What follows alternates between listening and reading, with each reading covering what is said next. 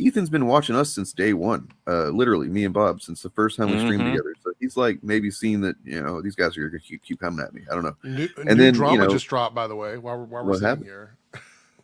Between Critical Drinker and your boy Zach, now they're fighting. So oh shit, that's awesome. I love it. It's Review Tuesday, which means you've had 6 days to gauge what your audience will allow you to say. He's talking about Critical Drinker.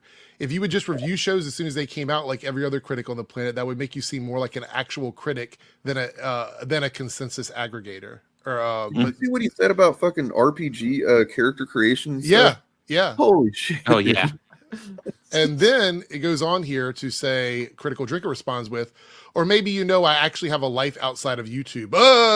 You live on YouTube, dude. Don't even try it. Yeah. I have a life outside of YouTube. Was away all weekend and only got back in time to watch and review the show yesterday. Seriously, dude, whatever hate boner you're maintaining here, just rub one out and get over it. That's real ironic coming from Critical Drinker. And then over here, Ethan says, seems like Zach hit a nerve, for fuck's sake, man. And then here, Clown's angry. They really can't handle criticism. And then he shows here, this absolute loser has been grifting off. Yeah, but watch this. He gets even better. This absolute loser has been grifting off my name and making videos seething about me for months now. I don't know if he's jealous because his own channel is dying or just fucked up in his head. Either way, it's pathetic to watch. Oh my God. And then Jeremy says, they push negativity and hate to their audience. They waited to see what the audience said before giving it a positive review. And then Ethan says, Jeremy, you love The Last Jedi and Ryan Johnson until one day, for some reason, you hated them both. You admitted on FNT that you guys find one little negative half news story and make 19 videos about it. Don't gaslight me, brah.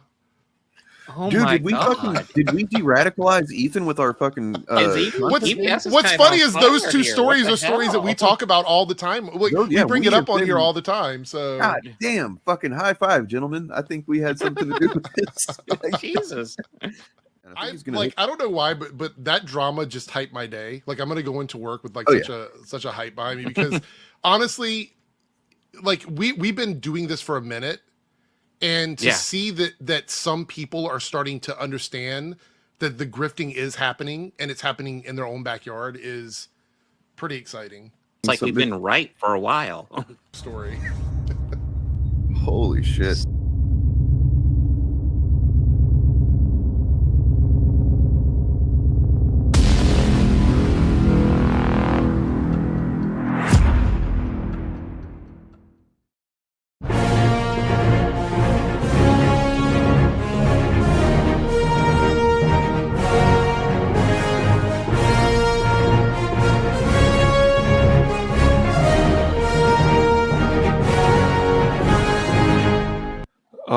You assholes.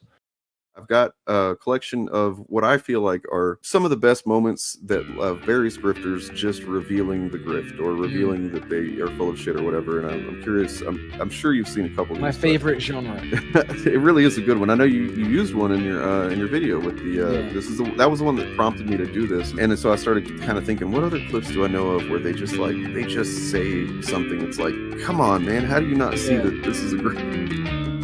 That is Jeremy Griggs, the man behind Geeks and Gamers, who is, incidentally, the only one of these guys to have a shred of self-awareness. Welcome to every video we make. We use one little thing and then we build the narrative out of it.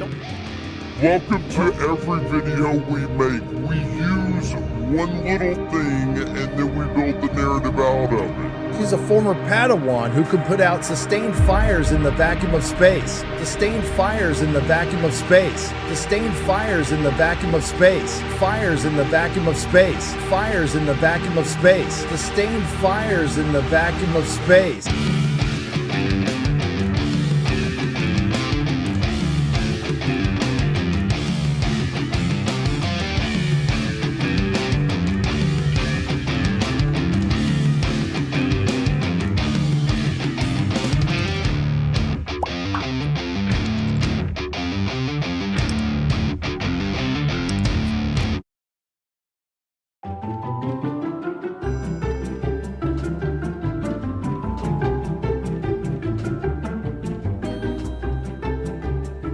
The fact that there's so many videos and so many people that are just like, they stole her ass, you know, where's her cakes and shit like that. Like, and then you look, you just think about it for like a second. It's like, wait a second, this show was on for 5 seasons.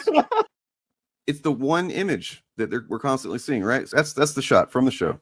That's So it's not even like her like being sexy or anything. It's her facing down Apocalypse in a vulnerable spot, to be sure. But yeah, let's see the context in the show. You're cut out like all the others.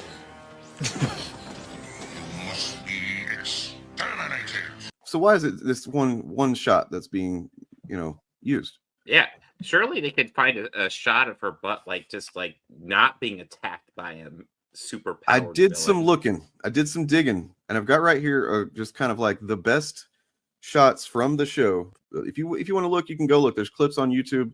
You can try to find me a single other fucking shot in X-Men the Animated Series with her butt looking like this.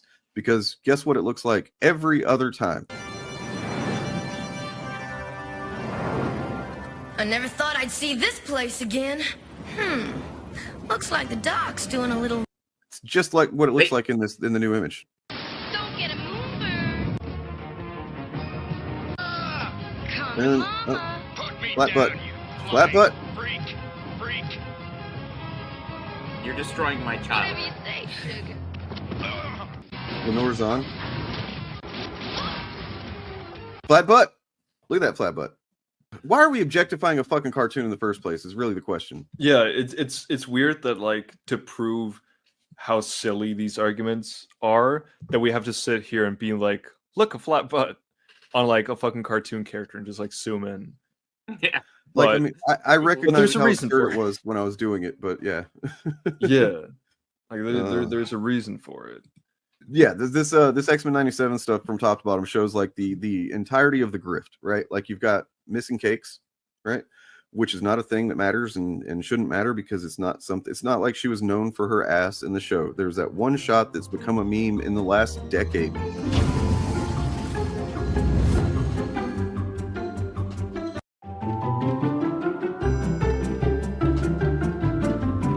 Have a million spider folk, which doesn't even make sense when you consider Peter's origin. I define everybody that's not Peter Parker as an unoriginal Peter Parker. Talking about Peter Darker.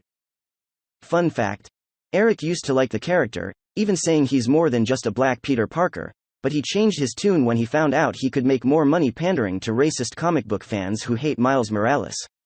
You're just actively making shit up, ha ha ha. Did you used to like him? Not judging or whatever, just curious. No. Do you like Miles Morales then? No. Yeah, some characters have been written decently that are of different races and have suited up in the suit of a hero or a version of that hero. One of the more obvious is Miles Morales as Spider-Man. You're just actively making shit up, ha ha ha. Miles Morales has his own background. This is far better than just simply making Peter Parker a black guy. Talking about Peter Darker. But Miles is an exception, make no mistake. I define everybody that's not Peter Parker as an unoriginal Peter Parker. And it will always be preferable to have another character with his own unique skill set, unique art. This is far better than just simply making Peter Parker a black guy. Dope as fuck.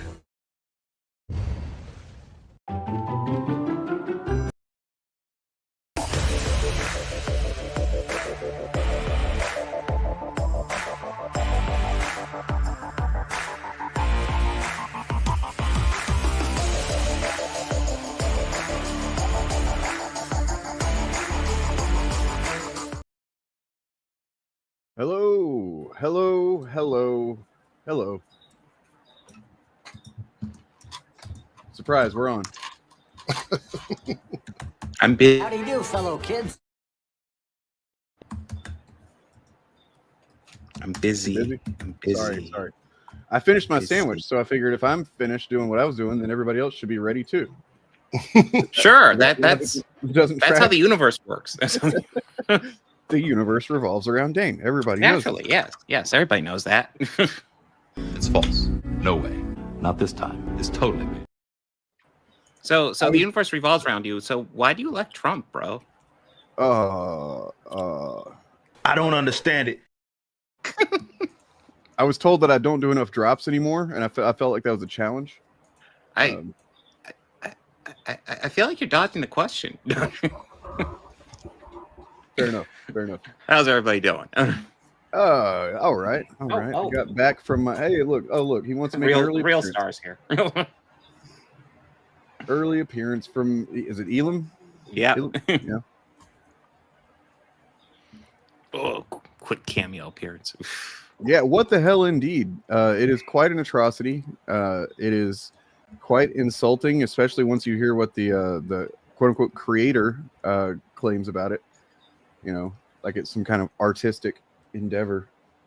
But really the question is, her name's Tilly Norwood, and as you know, you might see depending on which channel you're looking at, the real question is, does she demand to see the Epstein files? Oh, yeah. I mean, she should. I mean, and it's also like if you're on my channel, you'll see that Marvel has announced and they're finalized 2026 release slate of releases, but that doesn't seem to include the Epstein files. Right. The fuck? No. So, yeah. Not sure. And are the Saudis and Jared Kushner, whenever they buy EA games, does that include releasing the Epstein files? I don't think so.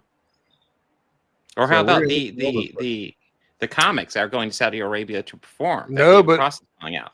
Mike, Mr. Mike is trying to prevent the one vote that would release the Epstein files, which is why he won't swear this person in. All of this stuff they're doing right now is to prevent that from happening. It's so McConnellistic in nature. McConnell blocking judges and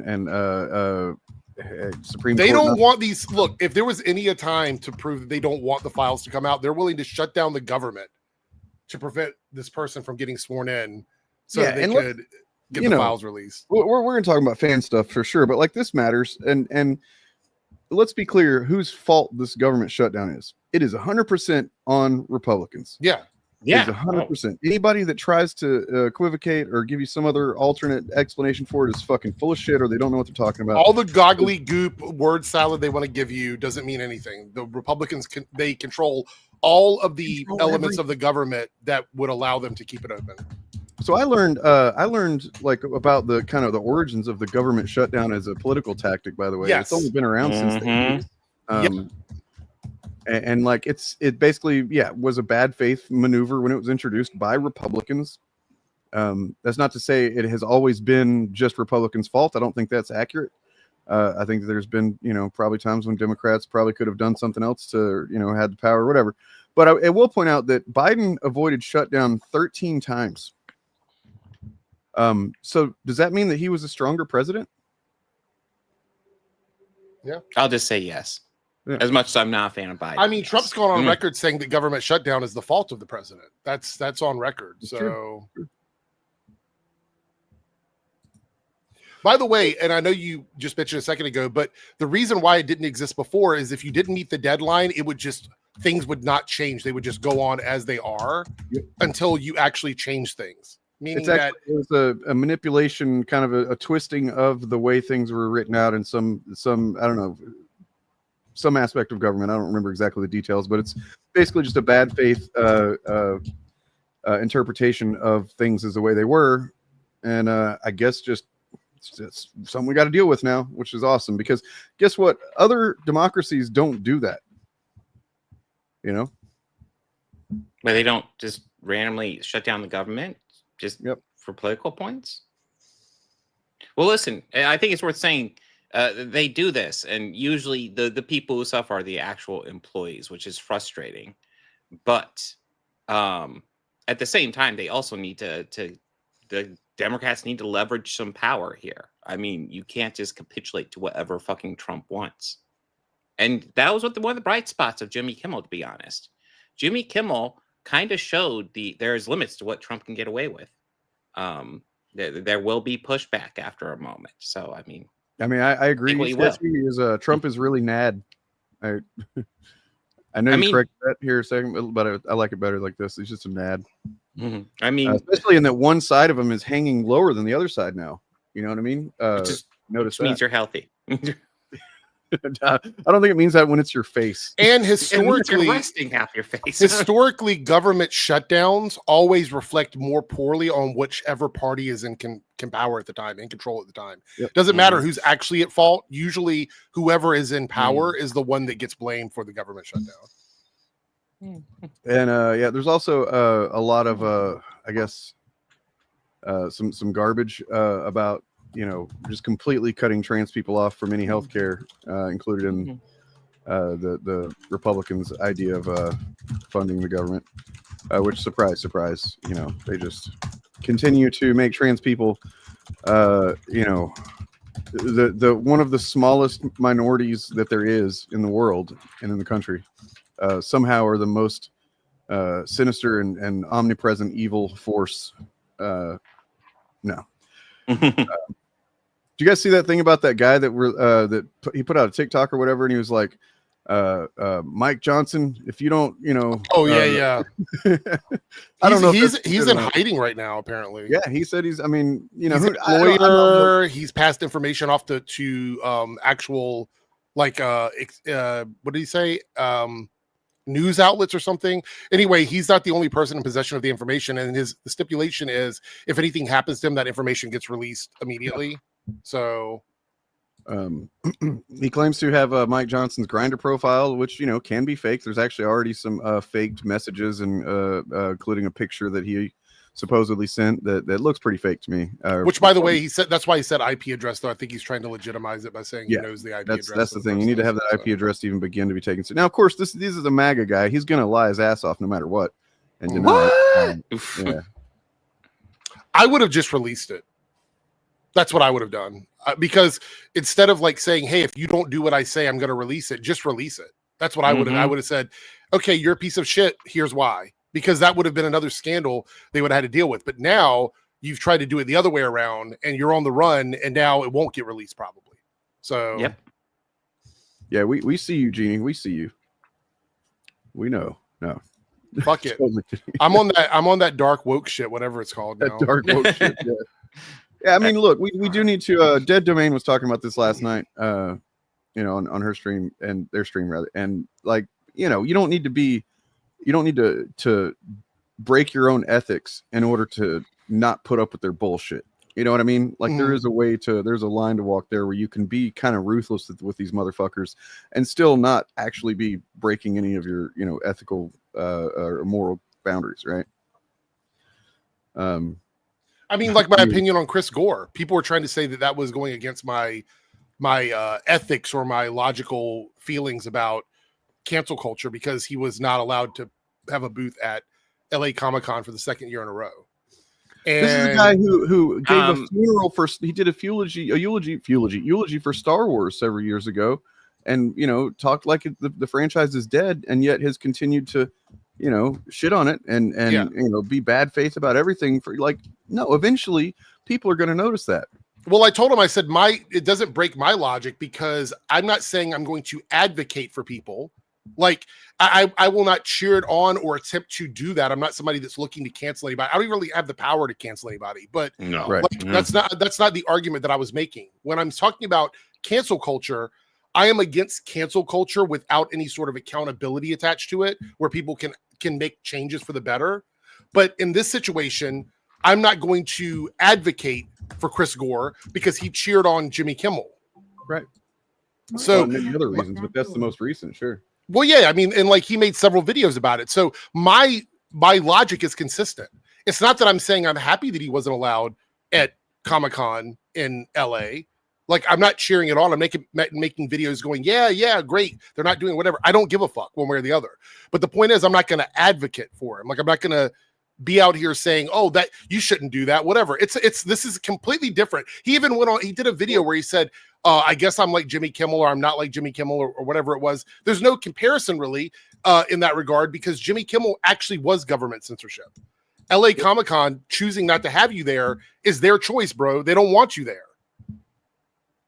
Like, they don't have to give you anything. You're not, you are not entitled to a panel. Nope. So stupid. Mm-hmm. Nobody is. Nobody's and then Anna, that Star Wars girl, went to a queer panel and filmed them to make fun of them on the internet. Right. Yeah. Crazy. And I'm not gonna lie, that's the exact type of behavior why they won't. Why, if you're associating people like that, they probably won't hear. I pulled up. This is not LA Comic-Con. I was about to grab that exact thing. You got it already. Cincinnati Comic Expo press application. I went directly to it. Websites deemed offensive or antagonistic towards our fandom, guests, or events will not be approved. and this is just again for a press pass. I get regularly approved. I don't think a lot of these people do. Because well, the thing was, he said in his video, he made like a 30-minute cope session video about this, but he was like, oh, everything I did was in line with what they're supposed to do for their panels. Okay, great. Everybody that submits for a panel should be in line with their policies, because that's why their policies are there. But that's not why they're not allowing you to come to their convention and put a panel up. There's something else going on, most likely related to this situation that you're showing on the screen right now, that Chris Gore is not being transparent about, because he probably knows the reason why. I'm sure, 100% sure that Chris Gore knows why LA Comic-Con doesn't want him to have a panel there. But in order to not make himself look bad, he doesn't want to say anything publicly about it. In coordination with that, kind of branching off of that, if I may, Bob, share image. Go for it. So this is Gary shutting out Nerdrotic for the second year in a row, is being welcome at Ullacom, blah, blah, blah. You know, and then he goes on to say, bad enough, you're exploiting Stan Lee with an abomination AI version. Okay, this is the guy that was who gross. just a few months ago, in case you forget, just a few months ago was fucking full throat endorsing, pushing his buddy's documentary that used footage that was withheld for years that could have possibly been used to rescue Stan Lee from an exploitative, abusive situation in the last few years of his life, but wasn't, because this fucking guy held on to it. And it was so universally roundly rejected as disgusting and exploitative that didn't even get fucking funded, okay, on Kickstarter or whatever.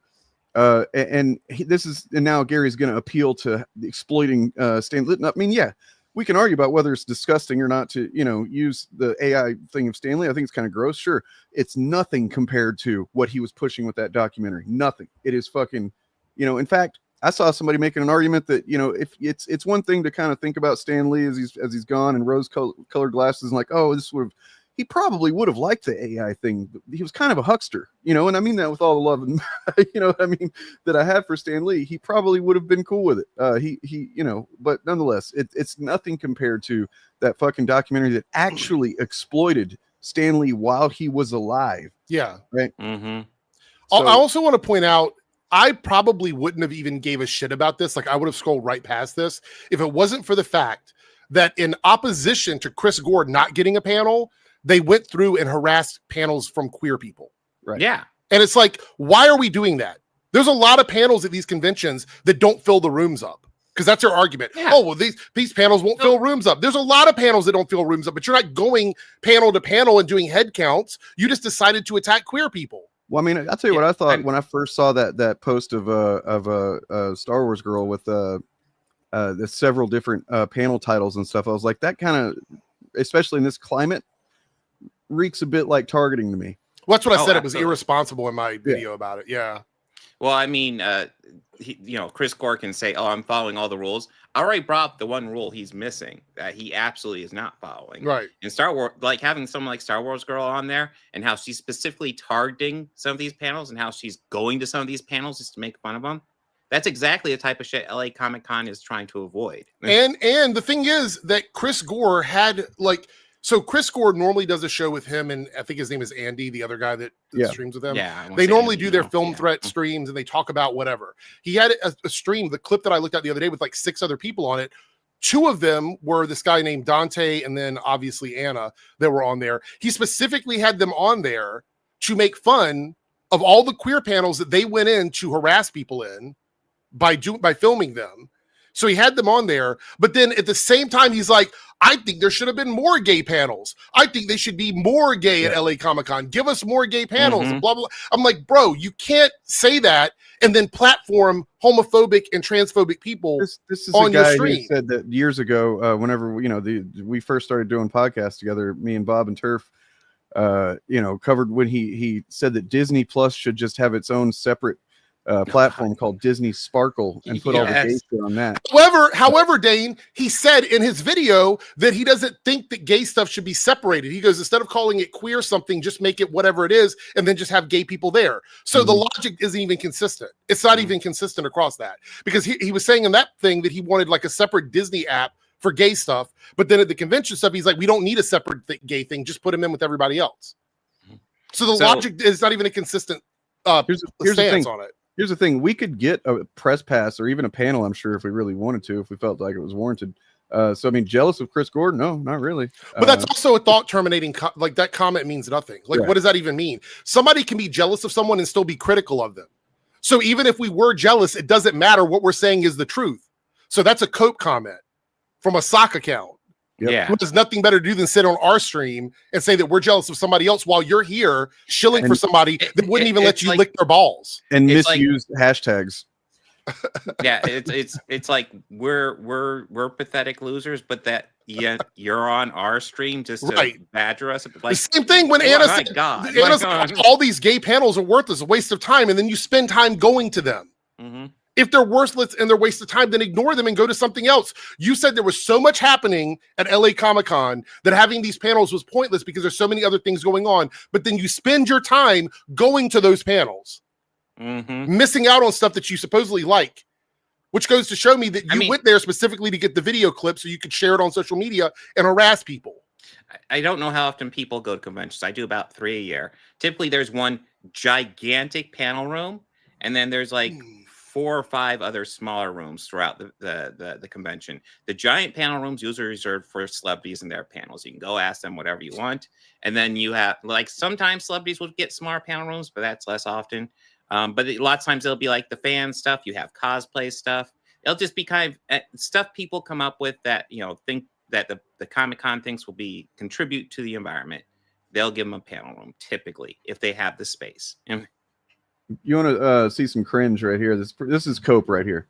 There's several comments underneath that Nerdrotic post like this. So what you're saying is it's time for the Nerdrotic Comic-Con. Think about it. You and that Chris Gore at the helm. Bring in Zachary Levi to promote his new studio. Indie films plus indie comics, the whole non-woke YouTube Rumble ecosystem. Loop in folks like Benny Johnson. You know, got to have the gay Russian representation. asset, yeah. We'll get Putin as our main guest. Right. You know, and Snarky J gets tagged in there just for a good measure. And it's like, dude. But wait, Snarky J's not a grifter, right? I mean, that's what we get told all the time. Yeah. As we covered before, I think it was me and you, Eric. These guys, it takes 5 content creators together on a panel to barely fill a room full of boomers. Yeah. You know what I mean? So like, you think you know why they wouldn't do this? Because of that reason. They wouldn't do it because of that reason. They're not going to do anything that they're not for sure that they can control the narrative. If they can't control the narrative, they're not going to do it. I'll be honest, for that reason is why I want them to do it, because I want this thing to bomb. Oh, it would though. Hard. It would, yeah. 100%. Do you think that people would go to a whole weekend just to listen to these guys talk on panel? No. What would be? How everything's woke and dying? I would they got Zachary Levi, they got Dean Cain. I think that would be awesome. And also, why the fuck would Turning Point USA go to a comic convention? Oh God, that doesn't even make sense. Because they don't like politics and comics, and they're not. That doesn't even make any fucking sense. There's not going to be any college students to they kind of lost their guy that does that anyway. But yeah. I mean, look, this stuff isn't working. That's why Eric is going back to podcasting. He's going back to podcasting. He announced he's having a kid, by the way. He announced that on social media. So I don't know if he's having a kid or already had a kid, but something along those lines. And now he's doing Rip-a-Send merch. So we have come full circle now to exactly what people said he should have been doing in the first place, which is just give your fans merch. That's it. If they want to buy a hat, they want to buy a shirt, they want to buy something, just make it available for them. So now we have Rip-a-Send that would be merch. What's the equivalent of that? Is Diamond Distributors putting out merch and people like buying and wearing that? That's kind of this, right? Isn't that what the equivalent would be? You don't have a diamond hat? Oh no, man. I mean, I did, but like they're so rare. You know what this tells me though? This tells me that the comic book shit ain't working. That's what it's telling me. The comic book shit ain't working. If he had tons of people coming to him for Rip-a-Send because he's such a great businessman, he would have no reason to do something other than that, because his warehouse would be full of merch in terms of comic books and posters and things like that to go out for these comic books. But here he's going, hey, we have a lot of empty warehouse space that we need to make money from. So now we're going to do Rip-a-Send merch. And the great thing about this for him is it doesn't have to be comic book related. So he's going to start putting out merch for Az and Gary and all these other guys, storing it in his warehouse and shipping it out from his warehouse. Well, so get some Elam merchandise. Yeah, shit. I need to get that put together.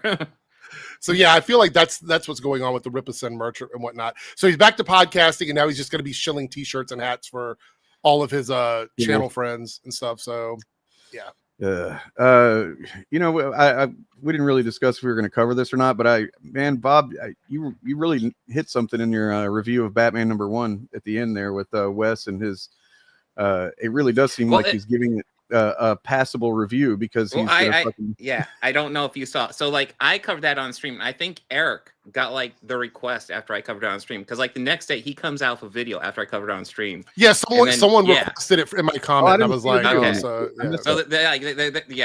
finally added together. Eric's had his out for a little bit, but like I finally added together mine. It was pretty funny at the end where he like I went to see what his review was. I was like, okay, I agree. I thought it was decent. I'm surprised he thought it was decent, especially since the comic book about Batman and there's this woman giving him advice and the woman ends up being right and Batman uses empathy instead of fighting and he actually it's actually a really cool book, but it's like if you want to call it woke, it's totally woke. 100%. That's the kind of book he would call woke or whatever. Talk shit on it the way that because that's almost exclusively what he does on his channel.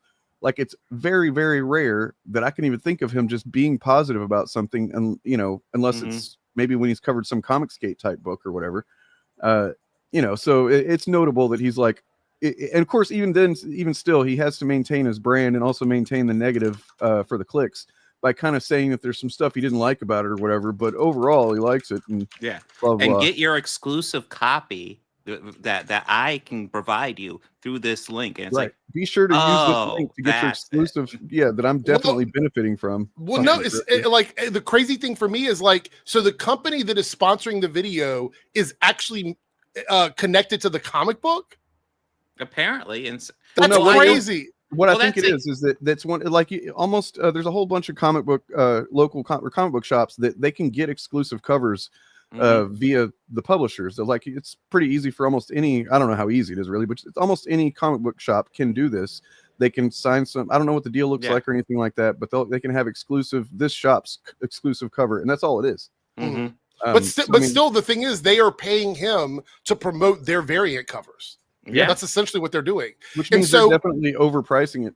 But I even said in my video, I was like, look, the problem is with that video is we have to mind read him and decide like whether or not he's telling the truth about his feelings on the comic. And then you muddy the waters on that by saying he is financially benefiting from saying it's a good comic because the company that is sponsoring the video is financially benefiting from selling the comic.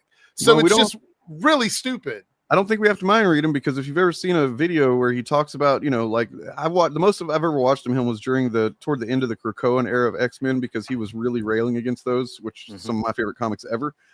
And the way he would talk about them was so fucking disingenuous. He would talk about a specific issue, but he wouldn't, he would kind of mention the writer, but then he'd be like, these people, blah, blah, blah. And he'd get real general and vague about what he's talking about through most of the thing. He would almost sometimes not even really mention what happens in the issue itself. And he just kind of uses it as a springboard to start talking about, these activists and stuff like that.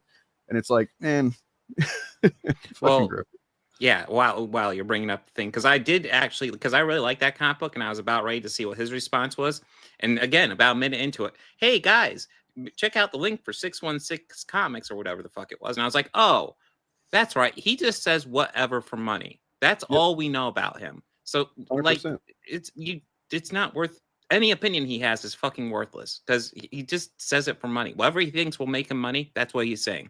That's what most of these guys do. But I will give him credit. It's just so obvious. He's added some lighting to his houseboat, so it doesn't look so much like just like a little houseboat that he's living on. So here's this.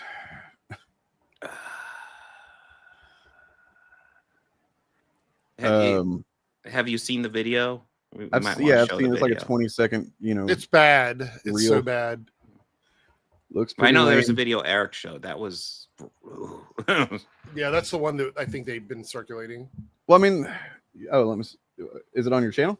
I assume. Oh no, it's in a live stream. You have to go to the article and then the video's in the article. Oh, which article? Which one did we watch, Bob? Was it like the Hollywood Reporter one? I don't remember what it was. I think it was Hollywood Reporter, but I'm not sure. Let me see if I can find it on YouTube. Hold on. Okay. Well, in the meantime, I got a quick clip I wanted to just highlight here because, you know, for those that aren't aware, I do live in Portland, Oregon. Are you under siege? Yeah, well, I mean, you know, with that in mind, I just wanted to play this very quick clip here. You have the only armed, disciplined force available. Yeah, but I'm not going to be your policeman. There's a reason why you separate military and the police. One fights the enemy, the state. The other serves and protects the people. When the military becomes both, then the enemies of the state tend to become the people. Man, the guy, whoever came up with that, should write for Star Trek at some point.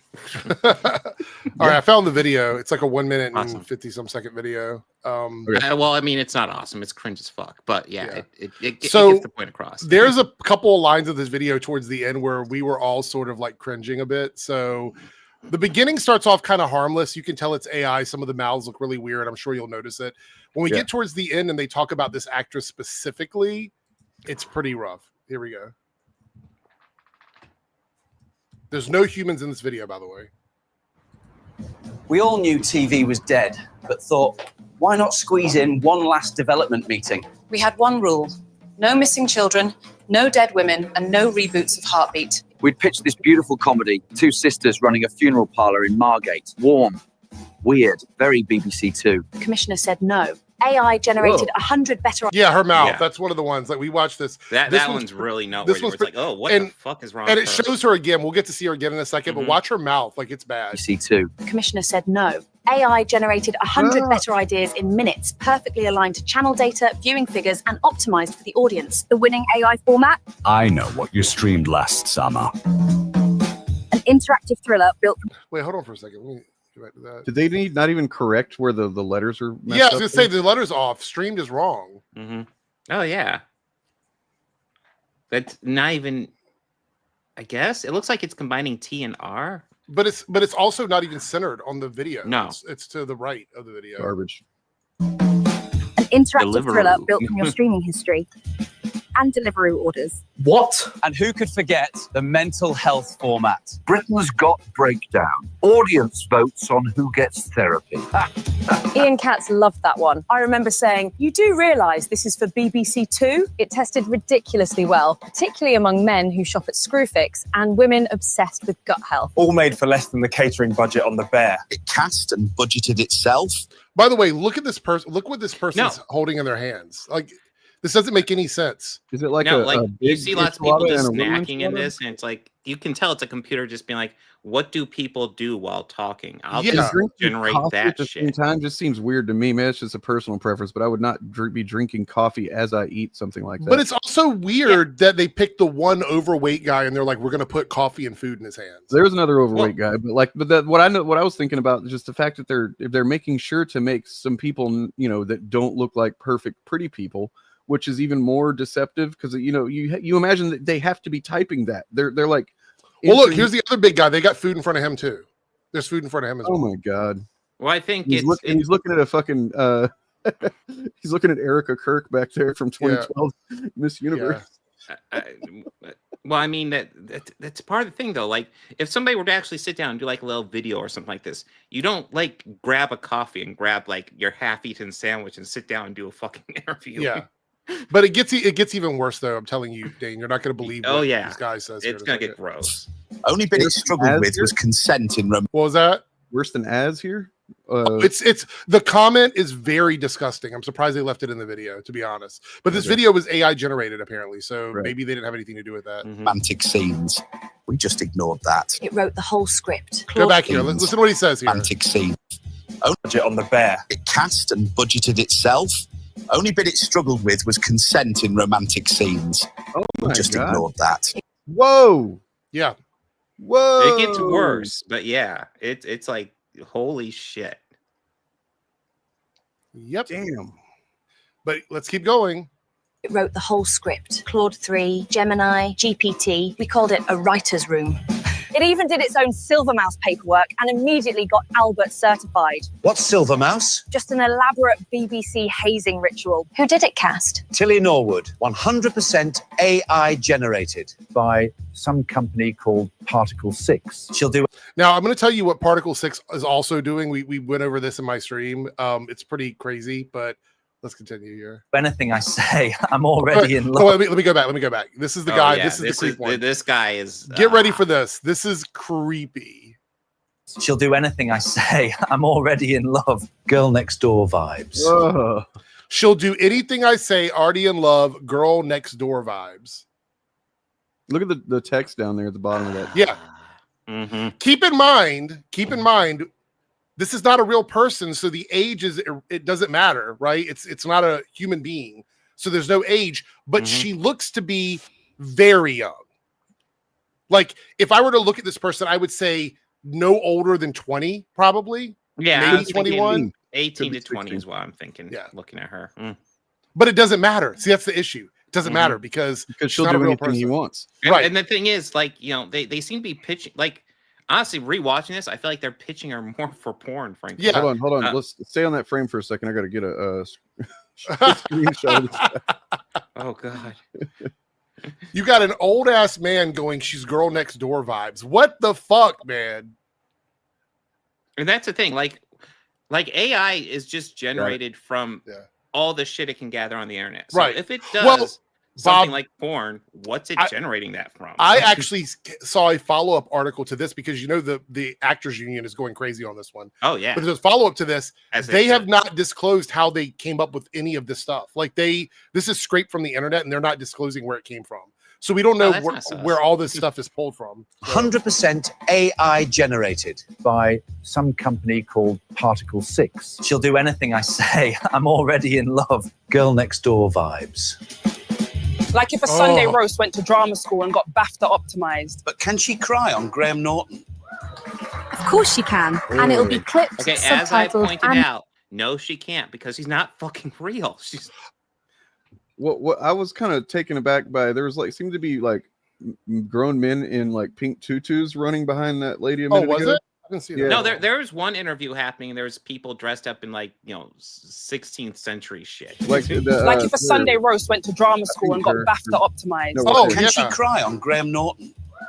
I want to point out also, showing her crying seems to me like they're showing you can manipulate her emotions as an AI actor. Basically. After they've already told you that these things struggle with consent. Right. You know, and that she'll do anything you want, right? Yeah. Of course she can. And it'll be clipped, subtitled, and monetized on TikTok by lunchtime. We're all going to hell. Got me so happy about it. We're all going to hell. Oh, and they're taking shots at themselves to be self-deprecating, right? To yeah. Like, we know this is fucked up. We don't have to do it, but we're doing it. 3 seasons and a podcast by an AI commissioner, much faster. But hey, at least it wasn't a reboot. No, please. It is more though. reboots. No, it is. Everything they're using is a reboot at once. It's like the worst reboot. So Particle 6, what I was saying about what they're doing is that the actors union is finding out that all the information they're scraping from this is from who knows where. So you've got a younger girl visually she looks like a young girl, but there could be adult content that has been scraped into this. So you, like Bob was saying, anything she's doing would just be pulled from something else. So where would it be getting that information from? That's the real creepy part about it. So yeah, SAG-AFTRA has already condemned it, which I pretty much expected when this started getting announced. To be clear, Tilly Norwood is not an actor. It's a character generated by a computer program that was trained on the work of countless professional performers without permission or compensation. It has no life experience to draw from, no emotion, and from what we've seen, audiences aren't interested in watching computer-generated content untethered from human experience. It doesn't solve any problem. It creates the problem of using stolen performances to put actors out of work, jeopardizing performers' livelihoods, and devaluing the human artistry. Absolutely correct. The statement that I saw by the creator, I guess it's the one woman, it seemed like a woman's name maybe, that created her, created it rather. it upset me what she was saying. I don't know if that's included in here, but it's like her defense to the backlash statement that she made. But I don't know. It was just like, oh, this isn't meant to replace anybody. Oh, wait. It's just, it's not meant to be scary or whatever. It's just a piece of art. And it's like, no, none of that's true. Mm-hmm. Even if we assume that the creator created it with the best intentions of just like, look how cool technology is, right? Which that's probably not what happened. You may not think it's going to replace somebody, but studios are already seeing green by that, doing that very thing, by wanting to do that very thing. It does Studios say here, want to do that. Contentious subject in Hollywood after her creator, Aline van der Velden, claimed that multiple talent agencies were interested in signing the AI actress. The Acting Guild believes oh wait, that's on the Acting Guild. I don't understand how you can create this thing and then still say that things are supposed to remain. You know what I mean? Oh, here we go. I see AI not as a replacement for people, but as a new tool, a new paintbrush. It's not. This is or what? property What is the point other than to use it in place of people? Absolutely. Just as animation, puppetry, or CGI open fresh possible. Okay, so all that stuff requires people to do it, though. Yeah, this is not. This is literally taking the human element out of it. Yeah, there's no human component. Without taking away live acting, this is taking away live acting. AI offers another way to imagine and build stories. No, it just imagines a way to regurgitate them. I'm an actor myself, and nothing, certainly not AI actors, can take the craft or human joy from performances. But wait till the studio sees the numbers. But the thing is, why would they pay them for this person when they can make it themselves? That's the point. Like, why do you need this Tilly Norwood? By the way, I also want to point out, we had a ton of AI people in that video that said and did way more than Tilly did. And all of them, different women of color, different people of color, people of different sizes. They didn't want any of them. They wanted the really young girl next door vibes, white girl. Right. That looks like a child. Yep. And they're not going for, they could have, one of those guys that looks like he could, maybe be a Philip Seymour Hoffman type. All right. They're not going for anybody like that. They're going for the young exploitative, yucky. Creepy, man. Creepy stuff, man. And it's like you were saying, we don't know where this was sourced from. There could definitely be some, porn included in there. Yeah. And then it would just get imprinted on this young character. So, and they ignore consent. Remember, we just ignore it. Yeah, just ignore consent.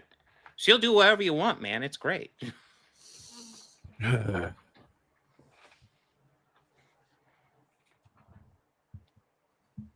Well, oh, by the way, the other thing though that I really find troubling about this Tilly Norwood is, and all of the characters created for that bullshit, I didn't hear any of them calling for the release of the Epstein files. Oh no, that was very upsetting. So that just that's, if you didn't have any other reason to hate them all, there you go. Now you got one. Also, they're completely fake. But yeah, it is upsetting. And did you see that the griftosphere, whatever, Libs of TikTok world, is having to go back 3 years in time to get mad about a show that has been canceled since 2023? What? The Dead End Paranormal show or whatever. Hold on. Oh God. Dead End Paranormal Park. It was a 2-season show on Netflix that was made by a gay creator, animated series, and it was canceled. The final episode aired at the beginning of 2023. So it's been off the air for a long time. Libs of TikTok is now going, we should cancel Netflix because of this cartoon that has already been canceled. And Elon Musk is reposting it and stuff. I'm like, with all the stuff going on in the world, well, this is what you're focused on? A show that doesn't even have another season anymore? Elon Musk? You mean, let me see. This Elon Musk? Mm-hmm. Yeah, they're doing everything they can to distract from this. Dead End had 2 seasons, okay? It was canceled because people weren't watching it, and now it's having the Streisand effect because Libs of TikTok is talking about it because there's a trans character in the show, and they're saying, oh, this is being promoted to kids or whatever. It's old shit. Nobody was watching it anymore. I'm surprised it's even still on Netflix, not because of obviously the trans stuff, but because Netflix keeps dumping stuff that's nobody's watching. It's crazy. So if you ever needed any more proof that we have reached the end of the road for the grifty stuff, Libs of TikTok, one of the largest shit posting hate accounts on Twitter, is now retroactively going after stuff that has already been canceled. It's already over. Like, there's no more episodes of that coming out. It's almost like it's the Acolyte. Yeah, I saw that today. They're talking about the Acolyte again. It's ridiculous. Don't let them fool you. They wanted that Savant series to come out. Oh yeah. No, absolutely. They wanted that to come out because it would have given them weeks and weeks and weeks of videos to make. It won't tell them over till Wonder Man, which I'm sure they'll go wild on when that finally comes out, which I think is part of why Marvel's holding back publicity on it. And it's coming up pretty quickly. Maybe. Did you guys see the you ever heard of Eamon Animations? I'm sure you have. Yeah, what is it? What's going on with that? Eamon Anime. He's got a new one just about Ethan Klein. Yeah. Okay. This is pretty awesome. I mean, it's like 15 minutes long. I'm so but, disappointed in Ethan Klein. Well, this is pretty cathartic, for sure. Yeah, somebody wanted me. Sorry, I know it's not on this topic, but somebody wanted me to react to the Brie Larson video from Nerdrotic. I just don't have any. I don't have any interest in watching. It's like a really long video, like the rise and fall of Brie Larson or some bullshit like that. Did he really? Oh, he's doing that now. I know Critical Drinker was doing shit like that. Yeah, I think it's just a amalgamation of other videos that he just kind of clipped together. Hey, so you know what, man? I mean, like, I get it, but I mean, you shouldn't have to do that. You can just kind of like you see the three little dots over any given YouTube video. You can just say don't recommend channel. You know, there's also some you know, varying degrees of effectiveness.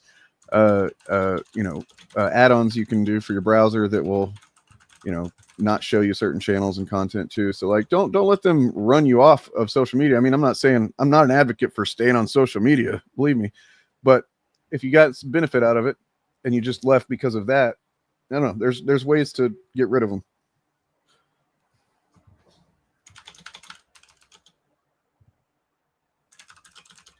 Yeah. Well, I mean, speaking of Brie Larson, I guess we can talk about what's up? I was just gonna say, I just was looking at Nerdrotic's channel and his views. Like, listen, man, he's like, if it were my channel, I'd be thrilled with these views. These are kind of like, these are better than my peak views. But like, what compared to what he was getting before, this is actually kind of stark difference. He used to semi-regularly get 1 million views on a video. And he hasn't gotten 1 million views since his Superman review and 2 months ago. Yikes. This goddamn free speech video he did can't get to 200K, which channel his size and his activity, that's just really sad. That's I find that interesting. So we got some Marvel news as in MCU. So they have finalized their film releases. Oh yes, and I guess shows as well. So they went from what I think there was going to be like 6 releases in 2026 originally, something like that. So yeah, as it was first revealed during Hall H in 2022, Phase 6 was originally intended to be made up of at least 11 projects. As of July 2022, only 3 of those projects were known, and they were all films: Fantastic Four: First Steps, Avengers, Doomsday, formerly Kang Dynasty, and Secret Wars. At the time, the multiverse saga was on its track to be composed of an incredible 39 projects, with 8 of them being unknowns. Since then, things have changed. So, according to Variety, Disney has now removed the last remaining untitled Marvel Studios project from its slate. Once slated to release on July 23rd, 2027, the project has been preempted for The Simpsons 2. Oh.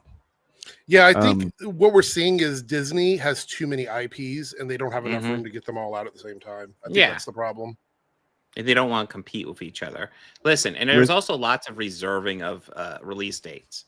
Like when a film studio says we're going to release X on a certain date, they're kind of just reserving that. It doesn't really mean as much as people like to make out. It just means, yeah, we're probably going to release something then, but we, you know, hey, we're So now Phase 6 will consist of only 4 films, one of which is already out. Fantastic Four, First Steps, Spider-Man Brand New Day, Avengers Doomsday, and Avengers Secret Wars. Rather than throw another Avengers we also film, have Spider-Man, but that's a Sony release. So it said Well, he Spider-Man. brought up Spider-Man, yeah. Oh, okay, gotcha. Yeah. And I will also say, I think of the 3 of those, I think the one least likely to make $1 billion is Spider-Man. I think Spider-Man's. I actually think Spider-Man's going gonna. I think it's still gonna make $1 billion. Yeah, I Spider-Man think is it's gonna got a win. solid shot. I It think has the last couple of times. I think these 3 movies are gonna be. I mean, unless there's some catastrophic event that prevents it from happening, which we live in a world where that's a possibility. Yeah. I think all of these movies should make $1 billion. Like I So feel like they all should make. Let's do a best case scenario and say that Marvel, you know, this does seem to be what they're shooting for. They decided, look, we're going to take our 3 strongest properties, put those out, okay, and let's say they all hit $1 billion. How are the chuds going to spend that? Oh well, they were supposed to hit $2 billion.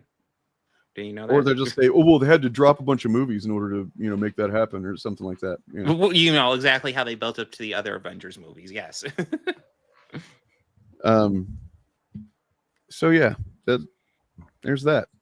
As it stands, here's the look at that, man. There's still a lot of stuff because you got to count the shows and stuff that are coming out too. There's a ton Wonder of Man, stuff. Born Again season 2, Punisher. There's a Punisher hour-long special presentation. Born Again season 3, and then Secret Wars, and then the Vision Quest, whatever that's going to be. Also, oh yeah, that one. So there's still a lot of stuff coming out. Look, we talked about this. I don't remember what week it was. It was last month sometime, but we talked about the fact that what Disney has right now is too many IPs to put them out without overlapping with each other. And I think that's what we're seeing here. Simpsons is probably going to do really well for them. Yeah. Animation is doing really well right now. So I think Simpsons will do really well for them. I also believe that Marvel movie was probably, they were hoping for it to be Blade. Yeah. Or something like that. And they just can't make it happen. Because there's no point in putting an X-Men movie out before Secret Wars. You know what I mean? Like, there's no point in that. So I feel like we're in a situation where they wanted a movie they could make that didn't necessarily interfere with what was going on with Doomsday and Secret Wars, which I believe is going to be a soft reboot of the MCU. Well, here's what my concern is, though, with this release schedule. Like all these releases, I'm actually pretty excited for all of them to varying degrees. They all have a lot of promise, I think. The one thing that's not on their release schedule is the Epstein files. That is weird. Why isn't that on there? What's going on there? Come on, Marvel. Let's see. James Gunn updates DC Studios slate. So, looking like the second season of Peacemaker landing on HBO Max shortly after Superman flew into theaters. So on the podcast, blah, blah, blah, blah. To some extent, much of what he's had to say in the past few months related to the future of... I've actually got the file right here. If you want to... There we go. I'm going to read it. Clearly, very hateful stuff here. Yeah. So we'll get to that in a second, but so it looks like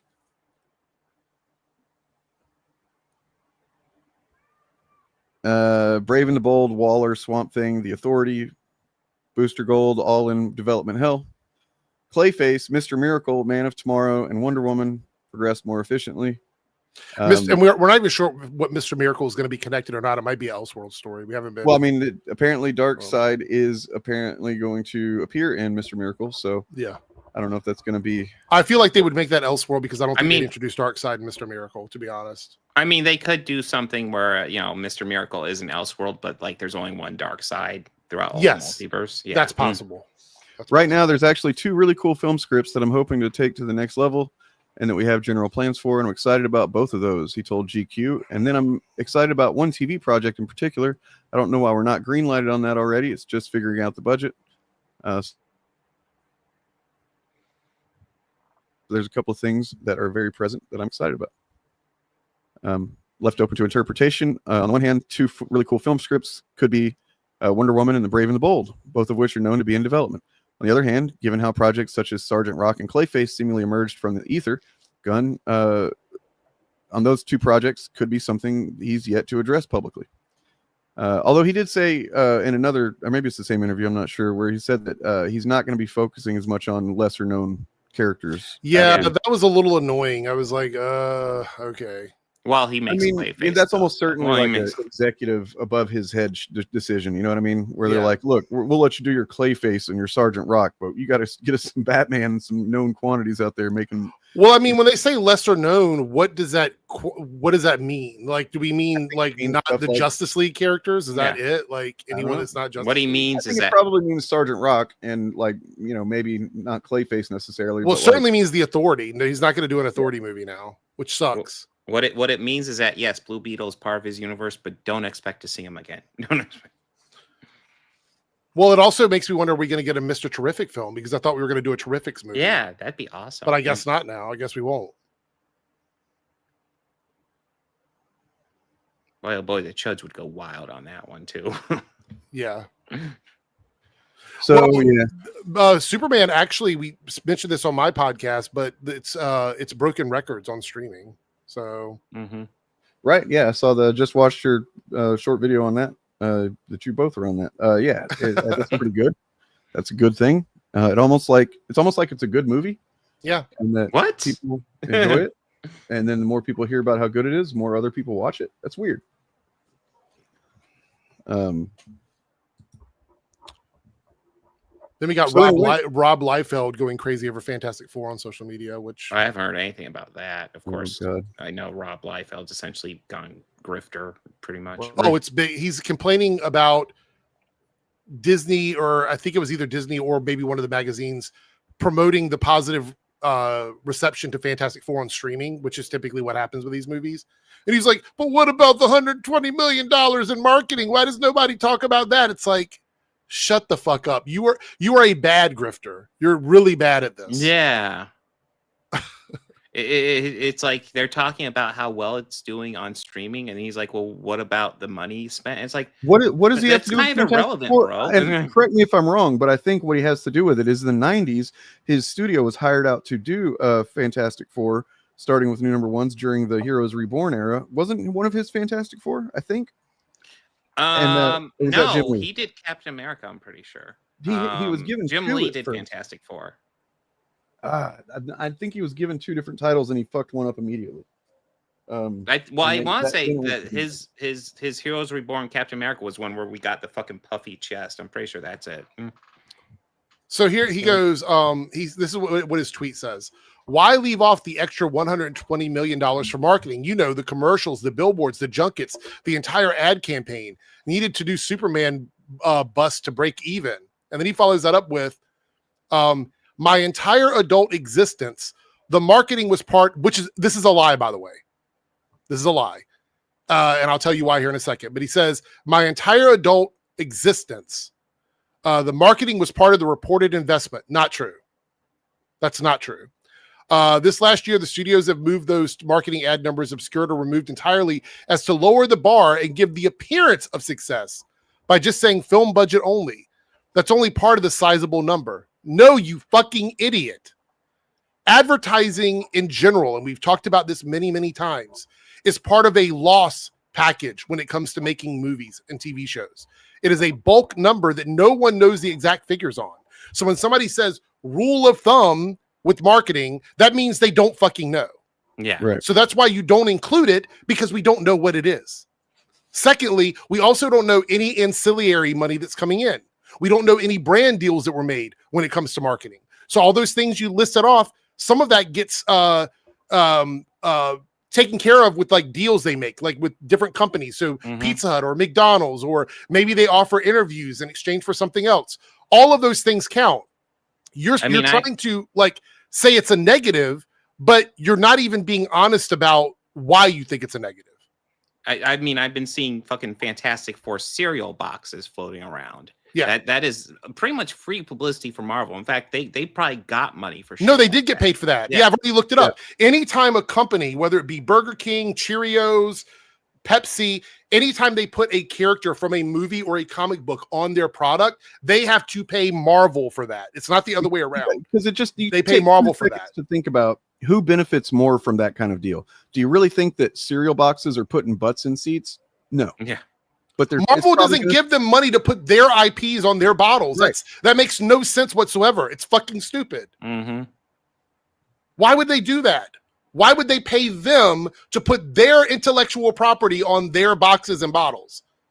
Exactly. At the very least, at the very least they trade off and say no one spends any money. We advertise for you, and you don't charge us to use your IP. They do make deals like that, but at the very least, it's a break even. It doesn't even cost them anything.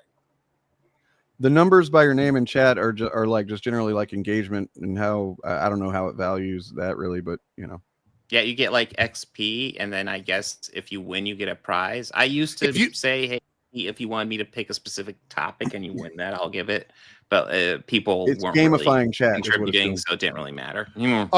Also, if you do things like gift memberships and stuff like that, it bumps you way up on the list. If somebody gifts a membership or does a super chat or does a super sticker or something like that, it bumps them up on the list. I know that. So, but by the way, if you're watching on my channel, I am doing a poll to see who I should cover on my next live stream. But I will only follow that poll if we reach our 5 super chat goal. So just throwing that out there. One more Marvel thing here, and this is subjective, I suppose, or just kind of speculative, rather. But like, Daredevil Born Again stars say that it's purely coincidental, entirely accidental, perceived similarities between Kingpin and Donald Trump. And maybe they believe that, but they might not be aware that literally the Devil's Reign storyline, which is the storyline where Kingpin was mayor and weaponized their kind of target. We use the police to target people. That was directly inspired by Trump's first administration, because the way that the Kingpin tried to maintain being mayor is by starting a riot, a citywide riot. Very similar to January 6th. It's pretty clear that was, loosely inspired by. And so, but also saying purely coincidental, that's on the backs of the chuds that saw it in the media, because every person that complained to me about it was like, well, he's just like Trump. Are you saying he's just like Trump? Because if you're saying that, then you're seeing that what he's doing is wrong, and you must acknowledge that that's also wrong. Trump is doing it. Well, I mean, if there's similarities, like you're saying, they're perceiving it, and that's pretty telling. But also, a power-hungry criminal getting into power authoritarian is generally going to do a handful of things every time. You know what I mean? Like they kind of have a playbook almost, and I mean, it's exactly like the one Bethesda sharing that clip from the Indiana Jones game where he's scratching the cat saying, "Oh, you don't like fascists either." I'd say and all these guys getting offended, be like, "You're attacking Charlie Kirk." It's like, nope. At least there is some. I mean, I can see why it's valid to make this with that one. That's just like, man, y'all are really telling on yourselves with that Charlie Kirk shit. Also, the Peacemaker stuff. The people that are like Peacemaker did the same thing. Yeah, so like with the Earth X storyline, they're like, oh, they're making all the white people evil. I'm like, no, they're making the white supremacists evil, not white people. White supremacists. If you see yourselves in those people, you might want to do a little self-reflecting. Yeah, I haven't seen anything that shows that Harcourt is evil or anything like that, but they're definitely beneficiaries of a white supremacist. Well, yeah, we need to wait for the whole story to play out for sure. Yeah. But I mean, in general, it was spot on, man. Because I'm kind of concerned. I feel like Gunn's going to pull it off, but there is a bit of concern with only 2 episodes left that they're not going to, and I think you're probably right. They're going to show ads in probably some kind of holding facility that's going to have all the people of color or whatever the hell, and it's going to be pretty awful. But yeah, I really hope he pulls it off and doesn't leave any room for them to go. See, there's a million ways it could go wrong. It really feels like they've been procrastinating for like 6 episodes. Then finally we're getting to what all of us have been waiting for. What's up with this other fucking universe? Which is pretty much what we all expected too. Right. A lot of us kind of anticipated what exactly it was too. So I mean, I remember I think it was the episode where he fought the Sons of Liberty. It actually did occur to me watching. I'm like, why are there no people of color in this universe? Yeah. Also, apparently Halloween, the band that they listen to, is a German metal band. Oh. Apparently. So Okay. Tell you what I'm interested in is this vigilante, like the one distinction of him being like, no, I fucking hate Peacemaker. Yeah. Yeah. You know, that's pretty compelling. I want to see where that goes. You know, is he going to be jealous of the other vigilante because he got to chop up his body? And you know, who I knows? mean, I also kind of figured they would semi-justify him. I guess spoilers, him killing his other version and, you know, revealing that he's some sort of villain or something. I'm wondering, and I said this on my stream, I'm wondering if we're not going to see the resolution of their conversation and just one of them is going to show up and we don't know which one it is. That's what I'm wondering. That's kind of what I was thinking too. I didn't think about that, but I was like, what if they just switch them out? What if they actually do switch them out? And well, because they're so similar. That's the thing. Like like no one else is as similar as the two of them. They're essentially the same person with the same life, pretty much, except one of them doesn't like Peacemaker. Now let's talk about the implications of the Spider-Man meme existing in this universe, right? Because they do they do literally do the Spider-Man meme. And they're like, oh, Spider-Man meme, right? So this is presumably a universe where the Nazis won. Right. Stan Lee was famously a Jewish man who, you know, in the 60s was, you know... Are we assuming somebody else created Spider-Man in this universe then? Is that what it is? It really is kind of a rabbit hole that doesn't matter, but it is kind of funny to think about, right? I mean, it could just be that Stan Lee, you know, as he did with his name anyway, you know, tried to downplay his Jewishness, but even to a greater extent. I mean, we even got the little nod to the whole Nazi universe when Vigilante was walking down the hallway and he goes, "Oh, my dad's not gay in this universe." And it's like, no, he is gay. He's just hiding it. So, did you listen to the podcast at all? Because the other idea that they had for what to do with his mom whenever Vigilante walked by was that there was going to be the only time you see that version of Economos. Yeah, I heard about that. Making out with his mom, and Vigilante was just going to go, "Oh, Vigilante's my mom's hooking up with Economos." Yeah, that was all you were going to be seeing. That would have been a funnier scene, but the one with his dad hiding being gay, that was a much more like it's more. It's one of those things where when you know the full reveal, it's like, oh fuck. He's like, my dad's not gay, and he's literally sitting on the opposite end of the couch, just blank face, staring at the TV. Like, looks real happy there, huh?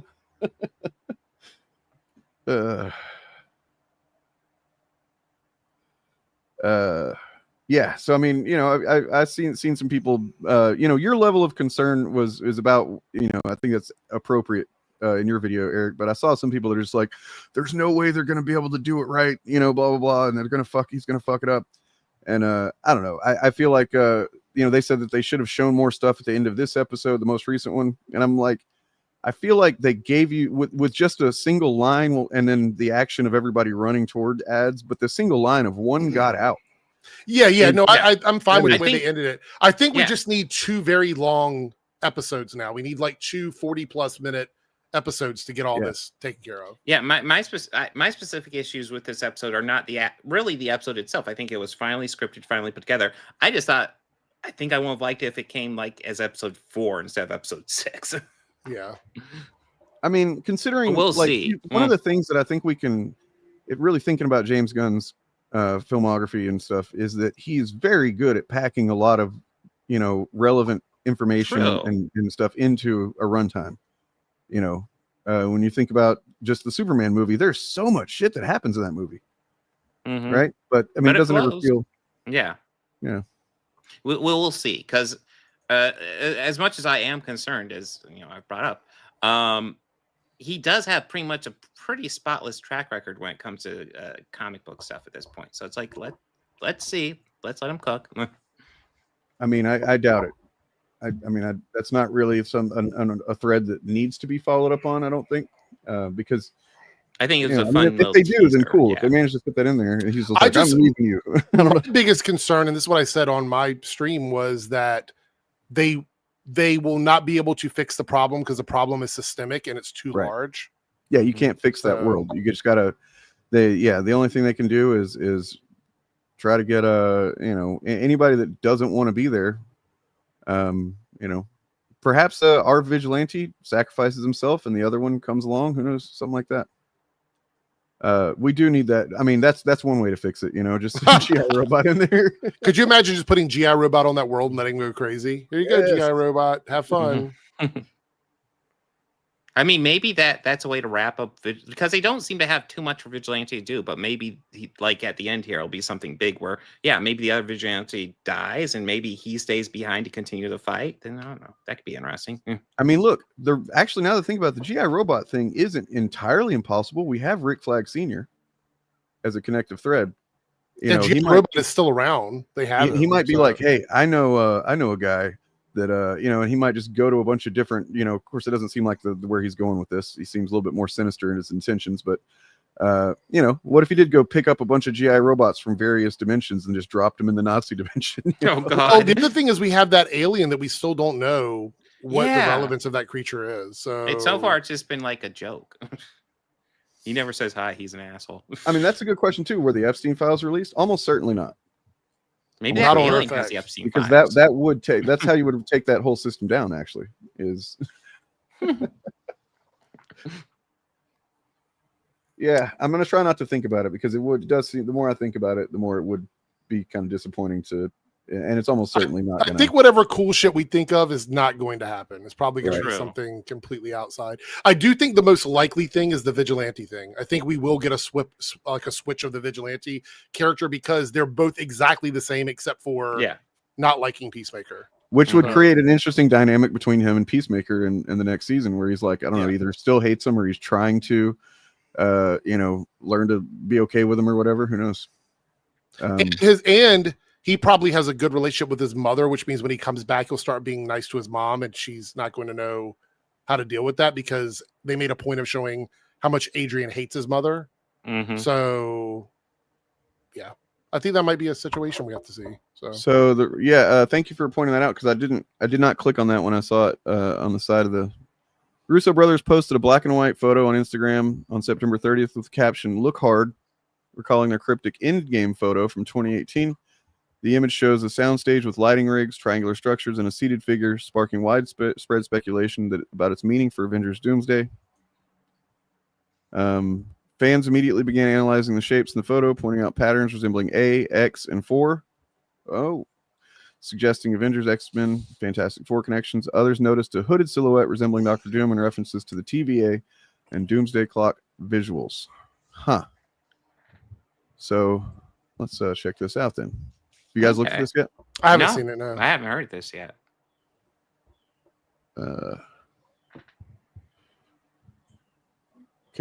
Is this really as big as I got it? What's going on here? Instagram sucks for like looking at pictures online. Oh yeah, it really does terrible. suck. But okay. Let me see if I can find a larger version of it. AVX is what Chris is saying. Is it a Avengers versus X-Men like image?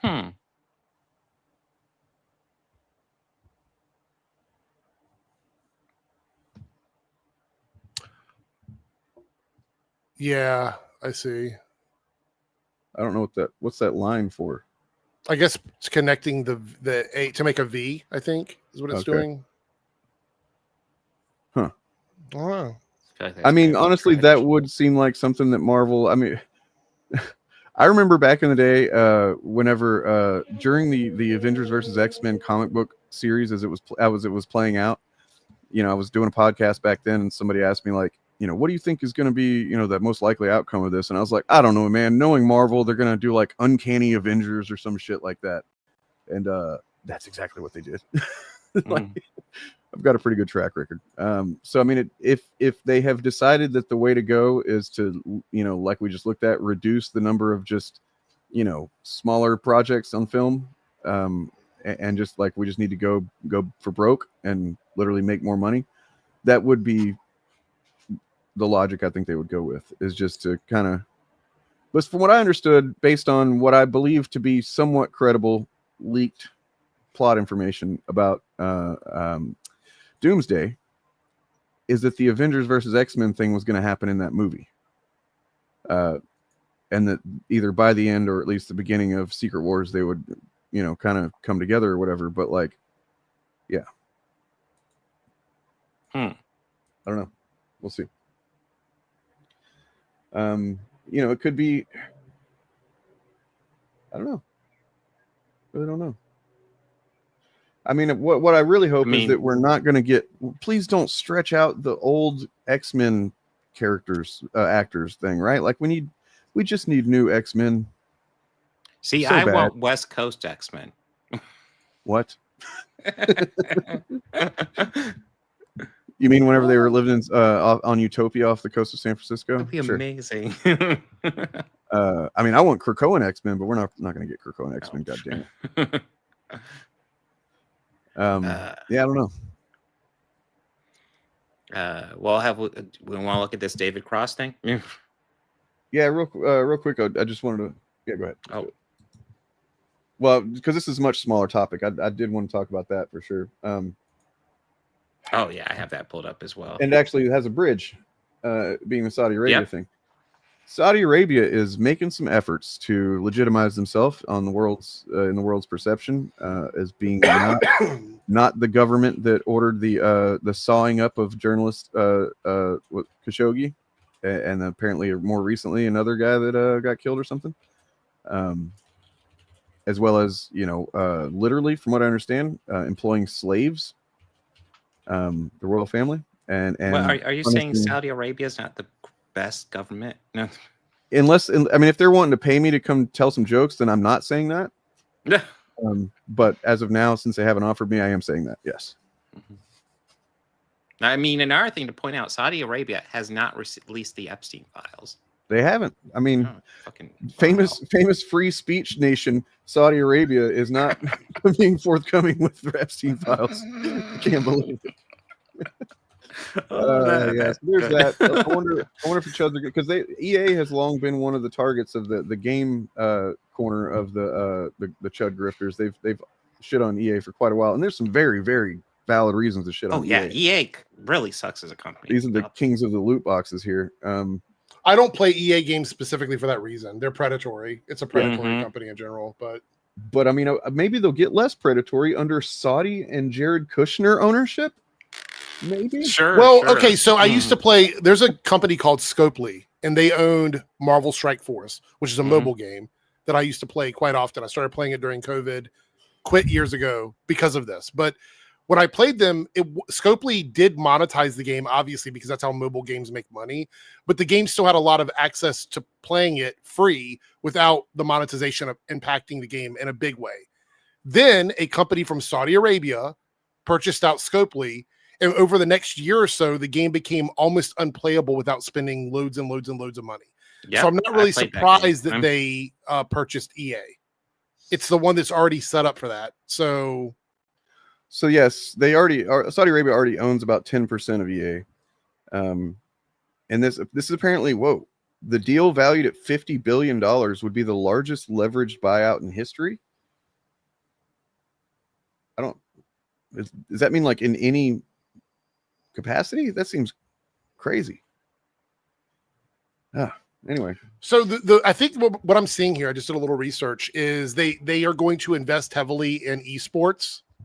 That's one of their big things, is like creating actual real world gambling on a lot of these things.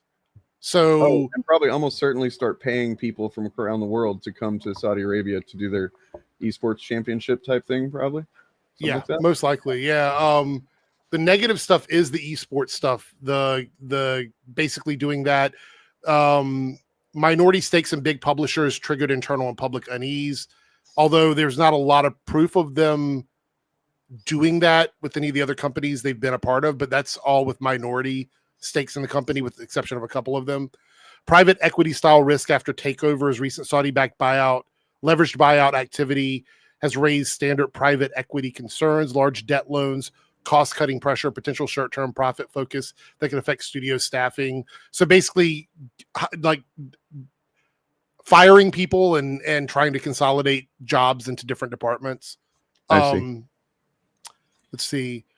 Morgan explains that, leveraged buyout is a specific type where they give the debt from the buyout to the company they bought. Okay. No clear evidence of direct monetization changes a third-party publisher games, despite high-profile stakes. Reviews and reporting have not found widespread examples where Saudi ownership directly forced new microtransaction models, which is important because Marvel Strike Force is a good example. They didn't change the way their monetization system worked. They just increased it. They made it bigger. So since EA already has like a loot box problem, they're just going to make that loot box problem bigger. They're not going to change it. So there's a bunch of betting, gambling going on there that almost certainly funnels to the royal family. Yeah. All right, let's talk about the Riyadh comedy special. Oh gosh, you have it on your vote. I can't do it. I didn't know Saudi Arabia bought it, but it explains why it's gone so bad over the Yeah, years. they purchased it. They purchased Scopely. I want to say 2022, 2023, somewhere around it there. has been over the past few years where it's just like, Jesus Christ, can they stop with the fucking paywalls for fucking everything? But there's also this element of Saudi Arabia that they're doing a comedy festival. David Cross, who is hilarious and based as fuck. I've seen several of his comedy specials. They're great. He's calling out the comedians that agreed to perform for Saudi Arabia. And this includes Bill Burr, which disappoints me. Louis C.K. and Dave Chappelle, which Louis C.K. doesn't disappoint me because he's kind of pathetic anyway. But Dave Chappelle is... I'm not surprised with him. He's kind of shown to me over the past few years that he will just do whatever for money. Well, I mean, Bill Burr has specifically talked about this before, and criticized this type of move, like almost exactly. And then so I just saw that on Monday, on his podcast Monday, he's doing exactly what the Saudis would want him to do, which is, he said he had a great time and he got there and there was a McDonald's and a Wendy's and a Burger King and a Pizza Hut and they're all so nice to him and stuff. And the only things that, he said that originally the promoters, that the royal family did have a long list of things that they couldn't talk about. And the promoter came back to him and said, look, man, we're not going to get many good comedians if you don't, shrink this list. And so they got the list shrunk down to just don't say anything about the royal family and don't say anything about religion. Which kind of takes out the whole truth to power aspect of comedy, or literally does. I also saw Mark Maron has criticized this, but we can go over. David Cross's specific quote here. I'm disgusted and deeply disappointed in this whole gross thing that people I admire with unarguable talent would condone this totalitarian fiefdom for what? A fourth house, a boat, more sneakers. We can never again take seriously anything these comedians complain about unless it's complaining that we don't support enough torture and mass execution of journalists and LGBT prize activists here in the States, or that we don't terrorize enough Americans by flying planes into our buildings. Right. Jesus. Look, here's this one. There's a Riyadh Comedy Festival. I don't know if you heard about that. This is true. There's a Riyadh, Saudi Arabia Comedy Festival. I mean, how do you even promote that? Like from the folks that brought you 9/11. 2 weeks of laughter in the desert. Don't miss it. I mean, the same guy that's going to pay them is the same guy that paid that guy to bonesaw Jamal Khashoggi and put him in a fucking suitcase. But don't let that stop the yucks. It's going to be a good time. Full disclosure, I was not asked to perform at the Riyadh Comedy Festival, so it's kind of easy for me to take the high road on this one. Easy to maintain your integrity when no one's offering to buy it out, Well, there's a Riyadh. He's right, though. Everything he's saying is right, though. It's all right.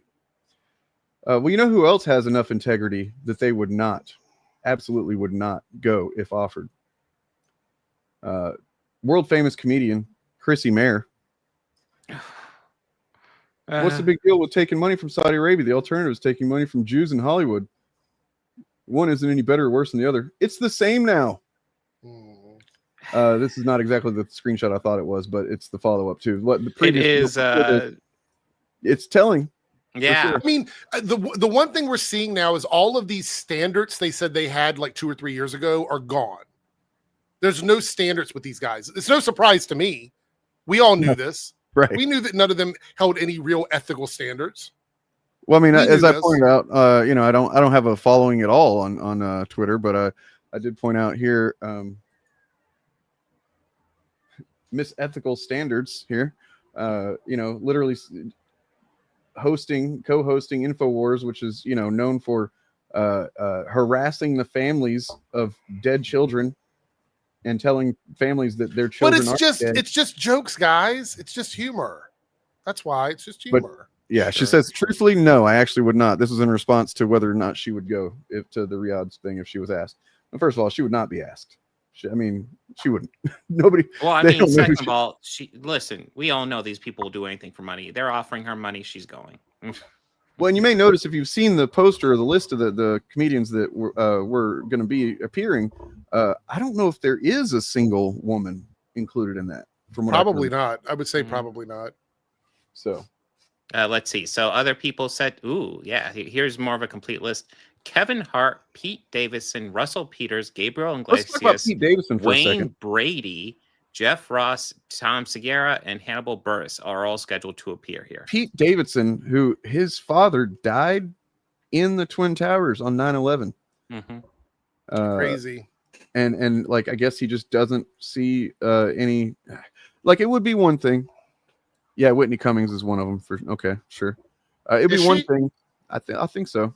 I don't know. I saw some fake posters going around that had me tricked for a minute. Like one of them had Bill Cosby, and I was like, "Wow, they got Bill Cosby going too." But I don't think that one's real. But yeah, what was it? It'd be one thing if this was like for the people of Saudi Arabia, right? Like if this was a show for just regular people, that would be like, and you could go, you know what? Yeah, previously I wouldn't have done this, but like we're going to, you know, introduce some comedy and some, you know, truth to power to the average person, the average Saudi citizen, right? But that's not what it is. It's literally just for the royal family. Well, I mean, it's also worth pointing out, one of the names I read, which kind of surprised me, Wayne Brady, who a few years ago came out as pansexual. So like he's likely one of the people who'd get stoned to death in this culture if he actually fucking lived there. But let's do a comedy festival for them. It'll be hilarious. Yeah, I was watching a podcast with some guys talking about this, and they were like, you know, do you really think that Gabriel Iglesias is going to go in there and be like, hey, good luck cutting my neck off or my head off with this thick neck. I'm fluffy. You know what I mean? Like, no, he's not. They're not going to be making any jokes like that about the royal family and the murders that they do, you know, for free speech. Like, yeah, these free speech people, and this includes comedians that I respected, you know. I was holding Bill Burr up to, you know, almost the same standard that I've been holding Mark Maron to lately. But he's really let me down on this. So just goes to show, man, money can really fuck people up. So Whitney Cummings is the only woman. Oh, the only one. There's a long list. She's the only one. I bet she's paid much less than the others. Mm-hmm. I mean, look, and that you know, regardless of gender, she probably deserves less. And she's a both sides comedian. Like she doesn't really pick one side or the other. And she's like she calls herself a cultural contrarian, essentially. So apparently Shane Gillis has disavowed the festival as well, and that is somebody I definitely don't agree with. But hey, you know who doesn't? You know who doesn't fucking have a price? Stavros Hilkus, I believe it's pronounced, who I've very recently begun to realize is fucking awesome. You know who that is? Yeah, he's does he have a podcast? He used to be on Come Town, which is a podcast I avoided specifically because of the name. But apparently, like it was actually good, and I checked it out because like him, that Adam Friedland guy was another one of the hosts of it. He's been blowing up with his interviews lately. But yeah, Stavros is fucking hilarious, and he's leftist. Like he had that this chick that just had her special release on Netflix, Jordan Jensen. Stavros had her on his podcast not long ago, right before she was going to be on Rogan and Kill Tony. And the first thing, as soon as the podcast opens up, she starts doing like trans jokes and shit, or like saying, you know, anti-trans turf type shit. And he fucking called her out, like right there at the beginning of the podcast, made it awkward as fuck, you know, and I respect the shit out of him for that. He was like, dude, he's like, you got Austin trans brain. He's like, you're going to do great on Kill Tony with that kind of shit. You know what I mean? And I was like, wow. I still stand by the fact that when someone who has a lot of money is anti any sort of diversity, they're choosing to be a piece of shit. True. You know what I mean? Because you have enough money that you don't even have to look down at the normies. You can do whatever the fuck you want. So if you spend your time being a hateful person, you're choosing to do that. I mean, that's part of why Dave Chappelle's disappointed me so much. He was in a position where he could do anything he wants, and instead he's doing fucking trans jokes. It's gross. Yeah. Yep. So just because a lot of people haven't heard of him, I want to take a minute to check out Stavros. Since we're talking, we're kind of ruining some comedians for people here. By the way, David Cross is still awesome. He's got a special on Netflix. Stavros does. It's very fucking funny. He's not without edge. You know what I mean? Like he definitely. Oh yeah. He doesn't punch down. You know, and he's just fucking hilarious. We look to this even further. He probably did kill Tony in like 2014. What do you call a black doctor? Nothing. There are no black doctors. Ah! They kill Tony. Fucking Mongoloids are like, yeah, yeah. Say the N-word. You son of a. That was incredible. Oh my God. Have you ever gotten pussy from a bitch that had banana bread in her ass? As a matter of fact, Tony, you fucking I have. Oh! Red band's like, that would fucking kill, dude. They're totally roasting fucking Kill Tony right now, is what that. Yeah. Yeah. Coast comedian Stavros Halkias seems to have woken up to the rise of the hackpocalypse that's absolutely wreaked havoc in Austin. Hackpocalypse, I love that. The topic of Kill Tony, Joe Rogan. The name of this channel, by the way, is American Redact. Very good channel. They generally what this guy covers is kind of the Rogan sphere and the cringe of it all, and kind of the ongoing deflation of whatever artificial influence they seem to have for a while there. Or the Austin comedy scene arises, Stavros isn't afraid to voice his honest opinions about it, unlike some other comics who tiptoe pretty carefully around the topic in order to spare Lord Joe Rogan's little feelings from being hurt. Like as you just saw there, Stavros really didn't hold back when joking about the smooth brains of Kill Tony superfans, and how they give standing ovations to pretty much any sentence that contains a right-winged buzzword or talking point, which of course made Yanni Pappas and Chris DiStefano burst out laughing because of how utterly true that bit was. And do keep in mind that this podcast aired around 4 months ago, right before established comedians like Mark Maron, Bill Burr, and Dan Soder made it clear to the public that Joe Rogan and his disciples are seriously doing damage to the modern comedic landscape. A call out that was so legendary that it seems to have even inspired Stavros a little, because now he's just calling out people for their obvious BS. Just last week, Stavros was on Mark Norman's podcast. I was just gonna say, like we're seeing this, like they're infecting the comedy space. We were seeing that with them infesting the fucking YouTube nerd space. So we just have these dipshits infesting these spaces, and it's really frustrating. And it's wild that it's just spreading out all over the place. I mean, I think that these are two of the like two cultural spaces that they, you know, to some degree, people have been intentionally or not, I don't know if they were, you know, somebody like Joe Rogan, I don't know how aware that he was just pandering to fascism he's been, or if he just was pandering to money, and that's, you know, where it led. But you know what I mean, like these two cultural spaces had played a big role in election 2024, played a big role in creating this this false notion. Is something I wanted to talk about too.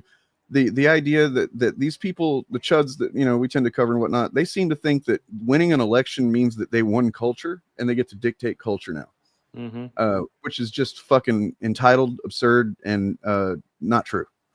You know what I mean? In fact, culture in many cases in history, at least in pop culture history, tends to go the opposite way whenever an authoritarian, you know, or right-wing regime is in power. True. But yeah. There's definitely some I don't know. I want to do some more research before I speak on it, but like I've just in the last couple of months been really paying more attention to how the comedy aspect of it you know, played a big role. As you know, I've been so zeroed in on the fandom aspect of it, I kind of didn't pay much attention to this until recently. I mean, it's spreading out everywhere in all facets, and it's really. But they've been doing this for a few years, though. You got to think Joe Rogan started pandering to the COVID, you know, vaccine crowd and shit back in 2020. So Yeah. Asked we might be drunk, dumping on his buddies for scheduling the Riyadh Comedy Festival gig, since they're pretty much just stomping on their morals in the face of that mouth-watering Saudi Arabian blood money. And he really goes in on Sam Morril here, since if Sam had a shred of dignity, he would have turned it down, since to Stavros' point, Sam Morril is a Jewish comedian at the end of the day. Ontario, London, Ontario, and then I'll be Chicago, September 5th, and then September 11th, theater at MSG, and then September 27th, Saudi Arabia with. Oh, you yeah, man, you fucking pieces. You're all fucking pieces of shit. Stone Sam. Yeah. Oh, come on. Jessica Kirsten's getting it first, right? That's the hell. He's not leaving, I'll tell you that. It's going to be hard to do crowd work with that burqa. Everyone doing everyone, all the people cleaning your sheets are just Filipino slaves. Yeah. They're doing it too, right? I am. Yeah, that's what I'm saying. October 8th. I figured the 7th would have been in poor taste, so I'm doing the 8th. What? Jesus, it takes place on October 7th. You guys are in Riyadh on October 7th. Realize that. I'm on the 8th. I'm there on the 8th. Oh my God. What is going on the 7th? You're going to be doing remembrance posts from Saudi Arabia? Yeah, from Saudi Arabian airspace? Sound here. Hold on. Distraction real quick.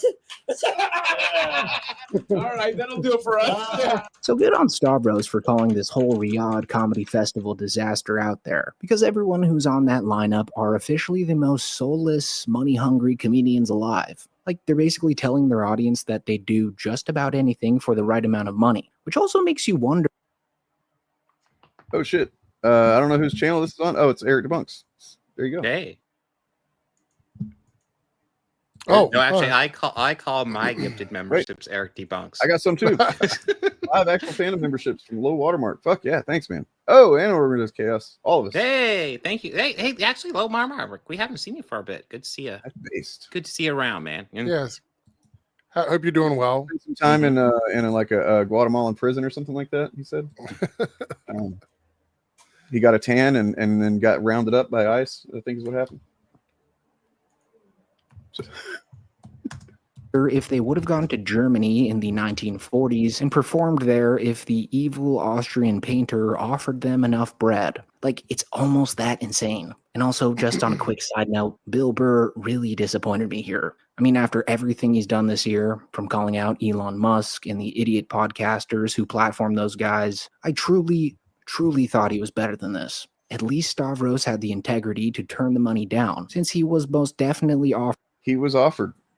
So he's unlike Mark Maron. They actually did offer him, and he turned it down. So like, he's the only one that I'm aware of that is the case. There might be others, but that's, he comes out looking pretty shiny compared to all these other fuckers now. So real quick, I actually found Bill Burr is responding to the hate he's been getting. Essentially, his response seems really fucking milquetoast. It's really kind of pathetic.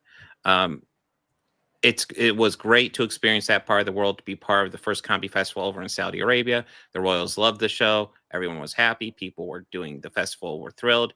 Comedians I've been talking to are saying, dude, you can feel the audience wanted it. They want to see real stand-up comedy. It was a mind-blowing experience. Definitely top 3 experience I've had. I think it's going to lead to a lot of positive things. Just ignoring all the political ramifications of this, and just how pretty vile the Saudi Arabia government is to pretty much every value most Americans hold dear. I also want to point out, this is my 5-minute, gotta go. Okay. Alert. Do you want to promote anything before you gotta go? Or? Sub to my channel. Leave a like on the video, and that's pretty much it. And thank you, Low Watermark, again for the gifted memberships. Well, have you seen this bit when this happened? Because this might be cathartic when to go. I do want to see it. I do want to see this though. Yeah, for sure. Comedian on blast after she wouldn't stop talking about the sensitive topics that the Austin comedy scene thrives on. The anti-trans, anti-feminist rhetoric that mothership attendees pump through their veins on any given night there. Thanks for coming, Jordan. Thanks for having me. Yeah, special tomorrow. Take Me With You. It comes out tomorrow. Comes out tomorrow on Netflix. Right now, I'm in Austin. You're in Austin. I'm about to do Rogan. Wow. Yeah. There you go. My friend's ex, not ex, just dude, she was fucking whatever. Mhm. He was like, I've the attorney. right? Okay, which is well, crazy. Yeah, he said. So it. You're she- quoting He said him. that. She He's said a the Southern T-slur. guy, which translating to me is To be clear, what was bleeped there? The T-slur. Yeah. drag, in my opinion. No, Transvestite. it's a slur for Yeah, but it's not trans person. transgender. Yes, it is. If you transition fully, you're not really a trans anymore. Okay, You know what I stop mean? saying it. Sorry. So then, I've what do you also think about identifying as queer if you're just a hot woman who got a sex change in a relationship with a toxic gym rat? Do you get to say you're queer? I mean, I think being trans, I mean, we're in a society where I think, unfortunately, society dictates that a little bit. And I think I'm more queer than that person. you're not. But I do think if you're trans, you're queer. I don't even think she knows. Yeah, what I think that's where I And land. I'm not You even an have- expert. But You what have is- gotten like Austin trans brain, like you know, it is at the No, top of your because- head. no, 'cause I You really- immediately brought it up as soon as the podcast started. So clearly, Stavros is conscious of the boring play. Just like, I mean, this is his podcast. This is his guest Trans brain. That's for the episode. crazy. He just fucking blasts her right out of the gate. That's great shit. I'm gonna have to remember that. I'd be like, you just got trans brain. Like, what the fuck? Austin trans brain, yeah. Yeah. But like you could say mothership trans brain or Rogan, kill Tony. I'm just gonna use whatever. Austin for everything because it seems Mm-hmm. like that's probably a really good like way to just make it. I've been watching, make it stick. I lived in Austin for a little over 10 years before I moved. And yeah, I've been watching some content about guys that, went out there to thinking that, oh, this is the next, comedy boomtown or whatever. And it is not that. It's just a, right-wing grift. Well, the town. funny thing is, I got a lot of gay friends that live and trans friends that live in Austin, and they don't complain about this shit at all. So it must really just be like this bubble of comedy is where it's at, really. Well, the thing that, the unfortunate thing I always said about, people be like, oh, well, Austin's a lot more progressive than other parts of Texas. It's like, yeah, of course it is, but it's also still Texas. Yeah. You know what I mean? So like you can't fully escape it. So what I think it is that especially in recent years with this culture war grift, that the mothership and Joe Rogan, that whole crowd, they basically just created a hub for those people to flock to amongst otherwise generally progressive, inclusive. I mean, the crazy thing is, if you think this shit is universal, go to a city where a bunch of trans people live, a bunch of queer people live that's progressive, and use the same bits, like talk about the same stuff. And if people don't laugh at it, maybe you're in an echo chamber. Maybe it's all confirmation bias. You know what I'm saying? Yeah. I think he says some more here. Doubt anti-woke talking points that Jordan Jensen is hitting on here. And I feel like it's just... I've never heard of this person before. It's not hard. Jordan You'd Jensen. wake up and all the women around you would be like, ew, why are you just wearing your regular face today? And you'd be like, because it's my face. And they'd be like, you have to put mush on it and lots of stuff on it. And you'd be like, but it's my face. You have Yes, to be that's a different way." hard. No, That's it's what not I'm saying. hard. It's stupid. It and is. it's our fault. Women can stop. Women can stop. It's Stop really doing not. it. Holy, this is insane. You think it's women's fault? Yeah, dude, we that get they're paid the one- just as much. We're just as powerful. Cut it out. All right, you're practicing for Rogan. Very clear. You're gonna do a, No. you're gonna do a great job on Kill Tony with these Dude, talking points. Damn. And he knows that she's not really being her true self here. Like in Yeah, this like he's calling her out. It's so funny. Jordan Jensen goes on a rant about how she hates women, and it's such a forced act that Stavros literally says to her face that she's very obviously practicing for Rogan. Because according to Stavros, she's actually, deep down, embarrassed of being a hardcore feminist in front of Rogan and Hinchcliffe. It's up and it's got to stop. And we should, our Okay. periods and everything. I think every woman, when they have their period, should have 2 little red blood stripes. Mm-hmm. None of this hiding it anymore. No Okay. more. I'm with you on all this stuff. Feminism is dead. But what you're talking about is a form of feminism. You're talking about Come back. Okay. Remember hairy armpits? Now it's unacceptable. That's feminism. That's true. It's okay in Bushwick, but it's not cool. Yeah, So it's fine. What's that? The Italian lady had, who's hot. Oh yes, I know who you're talking Sophia about. Loren. Sophia Loren. Yeah, she had. I got no problem with hairy armpits. I'm on That's record. fine. Yeah, But it's very rare to see it on like an actual empowered woman. It's Because of trans who has, like, because of toxic masculinity and the patriarchy. That's He's the got reason why. He's got a joke in his stand-up special on Netflix, but I recommend anybody should watch it. But he's got a joke about how he's like, a lot of guys are doing ass stuff nowadays. You know what I mean? He was like, anybody here been pegged before? He's like, I haven't. He's like, I'm saving myself for marriage. He's like, call me a traditionalist, but I think I should be with the woman I love before I get pegged. Just jokes like that are fucking some of the same. Well, you can make jokes about that stuff, but they have to be sort of referential. You can't like poke at other people like that. Like that's just not the way it works. Oh gosh, she's just like using all the buzzwords. It's crazy. This is really interesting because you're actually saying radical feminism with Kill Tony vocabulary right now. I'm having a hard time even because we do agree, but you're throwing these like anti-cancel culture buzzwords out. There's a even way to you're be... like it's like how Ian is embarrassed of being gay, so he pretends to be Republican. You're doing this. You're embarrassed to be Republican right now.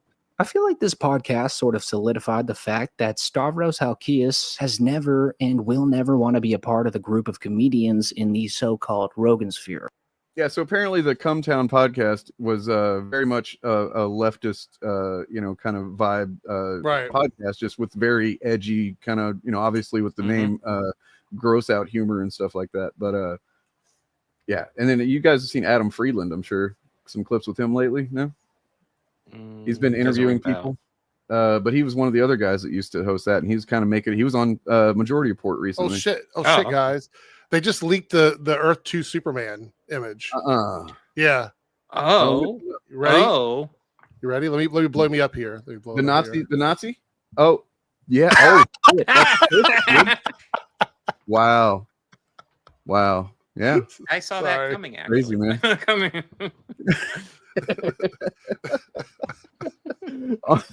Yeah, that's a good one to go out on, Eric. Yeah, I gotta get out of here. Anyway, I don't know if you guys are staying on or not, but if you're watching on my channel, play nice or you're gonna get muted. Sub to my channel, sub to all these guys' channels, leave a like. I'll be live tomorrow night with the Nerdcast. I got a couple videos going up tomorrow. I'm uploading daily clips now on the Reloaded channel. So if you want to see clips of longer streams, that you don't want to watch the whole streams, I'm going to be doing those in clip sessions. So those will be coming out every day now for forever, like except for the weekends, but like Monday through Friday they'll be out. So go check those out. And that's it. I'm going to get out of here.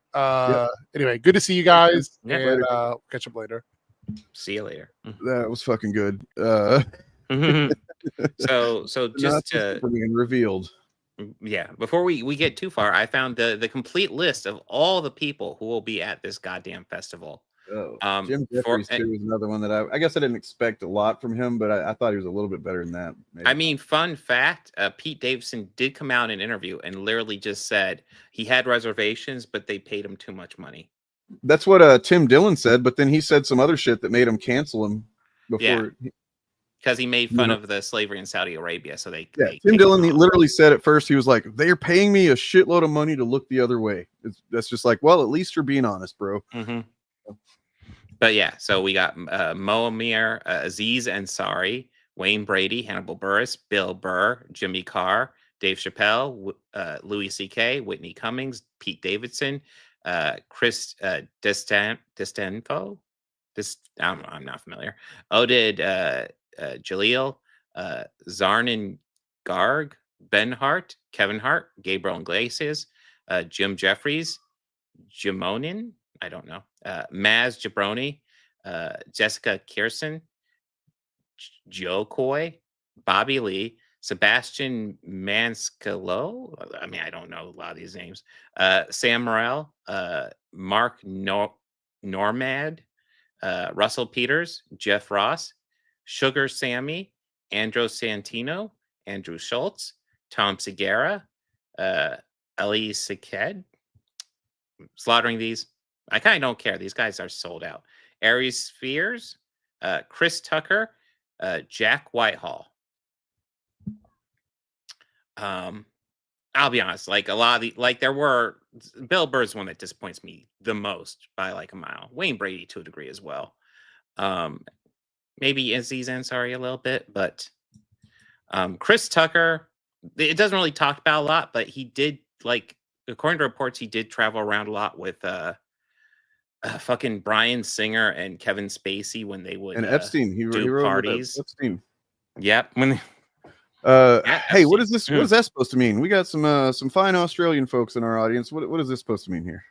That is a, yeah. It's like I'm not sure. I don't know if that's racist exactly, but it's definitely it's anti-Aussie. So Australians are pro Saudi Arabia. What? But yeah, that is the complete list. Tim Dillon was removed, and then Namish Patel dropped out on ethical grounds. Yeah, everybody knows that Aussies are all pro Saudi blood money. Mm-hmm. You know, every single one of you. But yeah, it just sounds like these guys said, "Oh, there's too much money. I'll do that," and it's like, that's gross. You know that, right? Like, you know, with Aziz Ansari, it's kind of interesting because have you seen the trailer for his new movie? With Seth Rogen and stuff. Yes. Are you talking about the one with Keanu Reeves? Yeah, that movie. Yeah, like, that looks good. It does, but like that movie also seems kind of almost engineered to be a good comeback vehicle for Aziz, who's kind of been laying low for a few years. Mm-hmm. You know what I mean? Like it seems like it's kind of just engineered to make him hey, remember this guy? He's funny, but he's harmless. He's, you know, blah blah blah, whatever. But like, then he does this.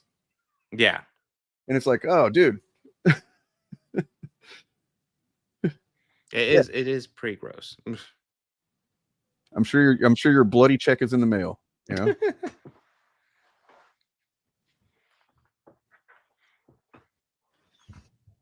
Yeah, I mean, you know, it's one thing that, like, that's the reason why certain ones are in particular, especially Bill Burr over any of them, is because he's literally, I think, even spoken against doing Saudi Arabia, like specifically this situation he's talked negatively about in the past. Mm-hmm. And so it's just, yeah, it's gross all around. I mean, I remember liking maybe the first season, but then, you know, I just kind of fell off of watching it. I mean, I was a fan of Aziz from back when I first saw his stand-up back in the day. I thought he was fucking hilarious. Yeah. The movie does look funny. You know, Keanu is like, well, there's one joke that I forget what it is. Oh, mainly just whenever I guess it looks like Keanu, the angel, loses his angelhood because he fucks up. And so he's like working at like washing dishes, it looks like, or something. And the dude comes up to him and he's like, come on. He's like, man, just leave me alone. I'm just trying. I don't remember. I mean, Keanu as an angel almost, it reminds me a lot, I guess, of another Seth Rogen movie. It was the Christmas one he did with Joseph Gordon-Levitt and Anthony Mackie. I don't remember the name of it, but spoiler for a couple-year-old movie. Christmas? Or Night Before, or whatever it's called. It was something like that. Yeah, I think it might have been Night Before. And then Michael Shannon is in it, and he's just like this like fucking R-rated foul-mouthed dude. Yeah. And like, spoiler alert for the movie, it's hilarious. It's like the best moment in the movie where it's revealed that he's a fucking angel. I don't know why. It reminds me of that. Yep. So what else do we have to get on to here? A lot. Oh, Bad Bunny. I mean, that's kind of what I wanted to. I just wanted to use that as a jumping off point to say that these guys think that they can just dictate culture, and you know, that's stupid. Actually got an article here from a friend of the show, and often research collector for the show, SJW Captain America. That's what I would say, yeah. On Wonkette, and its article is called "Everyone Being Real Normal About Bad Bunny Performing at Super Bowl."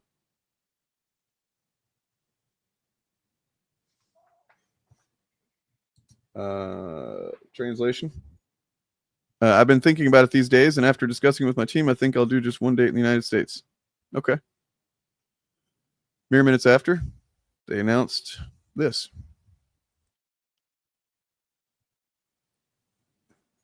Benny Johnsonovich, also known as Benny Sparkles. This is Bad Bunny. He was just announced as the 2026 Super Bowl halftime show. Massive Trump hater, anti-ICE activist. No songs in English. He even canceled his entire U.S. tour for this reason. Fucking ICE would be outside my concert, and it's something that we were talking about and very concerned about. The NFL is self-destructing year after year. Look at him. I mean, are you jealous, Benny? Is that what this is? You're jealous that this actually straight man, from what I understand, is living out gayer than you're allowing yourself to? Benny Johnson.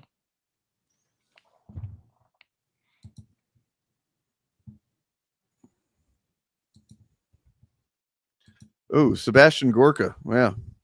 Okay. Wow. Cool. Classy. Cool, man. You guys are like the edgiest fucking 14-year-olds I've ever heard of. It's edgy humor, man. And then you got Pasovich here. Yeah. Totally not Jack Pasovich. This is who just was picked to lead the 2026 Super Bowl halftime show. A dude who's from what I understand, once again straight, and just still totally down with wearing a dress. And that doesn't make him gay. What would make him gay is if he was there was all these rumors of blowing TPUSA aids at CPACs every year, like Benny Johnson has lots of rumors about. What? Well, I mean, I think it's worth reiterating because this has been said a lot and it's true. So, like, fun fact: the football fans are already going to be sitting down for the Super Bowl. Lots of times, the point for the halftime show is to try to get other eyes on the show. So, like, when they get like the musical act, lots of times their idea is, let's try to get an audience a little bit outside of what we would normally get and just get them on this show. That's the point half the time. The NFL has been focusing on globalizing, the globalists. They've been, they're trying to and have been successfully pulling in market outside of the US. Imagine that. And then here we've got Bad Bunny just straight up fucking calling out our vice president here. Mm-hmm. Smoky eyeliner, JD Vance there. And what's interesting is that there's another image of him wearing this exact same thing that for a second I was like, oh, it's just a different picture from the same time. But no, he's got, in the other one, he's wearing the same thing, but he has stubble, like far more stubble, like almost, and it's like, oh, so he did this multiple occasions. He wore this specific outfit. Interesting. JD Vance. Interesting. I mean, it's one of those things. It's also like, I mean, it's like Steven Crowder. Like I swear he looks for an excuse to dress up in drag all the time. And he says the worst and most terrible things, but then he's finding excuses to dress in drag. And it's like, okay, obviously I assume you enjoy this. So why not just be open instead of just being a disgusting bigot? Sorry, Benny Johnson is not gay. He blows dudes because he just had such a massive respect for the male masculine form that he just, he doesn't know any other way to show his appreciation. Oh God, he just can't control himself. But it's not He's gay. like, look how masculine this is. This guy's so alpha. Oh, I can't help but wrap my mouth around it, but I'm not gay. No. Yeah, I know. I'm aware. Yeah. Whether he's gay or not is his, I disagree. I think that once you have become someone who is in an administration that is specifically targeting queer people, if there's any even remotely, legitimate criticisms to point out the hypocrisy, especially whether it's just you've worn dresses on multiple occasions or there's actually reports of you, multiple reports, and people have come out saying that they've had encounters with Benny Johnson. I think it's fair game at that point. Like, you are no longer any other context. I absolutely respect people being in the closet. They don't feel like they're safe to, come out or whatever. But once you start turning that on other people and you're weaponizing your own internalized rage against people who are able to live out, and live their lives with who they are, then yeah, you kind of a piece of shit and you just deserve it. I mean, plus when it's also clear that you push out Russian propaganda that the Russians pay you for. I don't really give a shit about you. I don't know. Yep. Let's keep in mind, Benny Johnson is also the podcast that Brendan Carr went on to Godfather style threaten, Disney and ABC. Classy. So, yeah, just lots of normal people here being normal.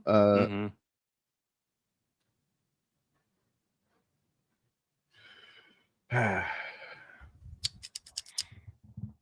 I don't really have a good segue, but what do we think of the everybody hates Yelena grift that they really are trying to push? Because I just find it fascinating. Because I don't know about you guys, I thought Yelena was fantastic in Thunderbolts, and I think overall, I think she's a great character, and I want to see more.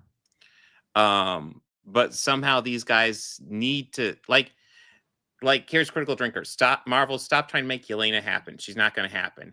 But I almost feel like these grifters are desperate to have an anti-Yelena thing happen. I feel like that's what we're watching here. They're Yeah, desperate to generate this anti-Yelena wave, despite the fact that people are enjoying her stuff. But I mean, also in response, I would say, Critical Drinker, stop trying to make what? Stop trying to make Ryan Drake happen, man. Yeah. Yikes, dude. Insert a Birdman laugh here. I mean, I'm trying to remember what's his chosen name. Does he prefer Critical Drinker or Critical Puncher? Well, I mean, legally we can't call him Critical Puncher. We can only say that he was at one point charged with being a Critical Puncher. Okay. But those charges were not sustained. Alleged Critical Puncher. If you want to go with my theory, is my headcanon that little boy that he allegedly at one point or was charged with beating up, like hitting several times, an 11-year-old. That little boy said, "I'll drop the charges if you make me your protege, and I'll get on YouTube and make multiple hour videos nitpicking The Last Jedi and all sorts of other things, and I'll bring on my little racist friend from Arkansas." And and so they made that deal, and then you get Mauler. Ah, it makes sense. It all comes together. That's my headcanon. So, and that's, and oddly, that's why they're so dedicated to defending him now, because look, if nothing else, they're holding up their end of the deal. They're not only not going to charge him with critical punching that he did to Mauler when he was 11 years old, in my headcanon, they're going to defend the shit out of him anytime somebody rightfully criticizes critical punching. Makes sense. Yep, Mauler was that little boy, exactly, in my headcanon. I mean, Dane's headcanon is pretty much the universe, right? I think so. According to your headcanon, yes. Speaking of, you guys, you ever heard of the Great Replacement theory? I am familiar. So there is, there's some truth to it, I hate to say. And it is that Brylan Hollyhand is being pushed as a replacement for Charlie Kirk. Well, the name just rolls off the tongue. Right. Teen hailed as Charlie Kirk's protege is ripped by MAGA crowd after private jet video. Country club conservative. Teenage Republican hailed as the protege. MAGA influencer Charlie Kirk received backlash.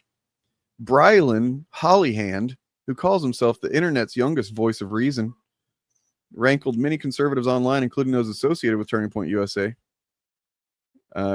Comes after the 19-year-old posted a video of himself traveling to Arkansas to go meet with Rags to begin his one conversation at a time tour. So he's literally just doing the exact same thing, right? Mm-hmm. And I want to point out that this dude was on Fox News literally within the hour after it was announced that Charlie Kirk was dead. And he's all smiles as he's talking about how he was Charlie Kirk's protege and like how he's excited to, get in there and carry out his legacy and stuff. And he's fucking smiling. It's deranged. So, I don't think he's going to make it. I don't think he's going to make it as far. I'm kind of surprised he doesn't go for like a stage name like Brian McCoy or something like that. Here he is in his Rolex on a private jet. You know what I mean? Oh God, it's actually kind of impressive how much the conservatives managed to make people like this. Whether he makes it or not, as their new star.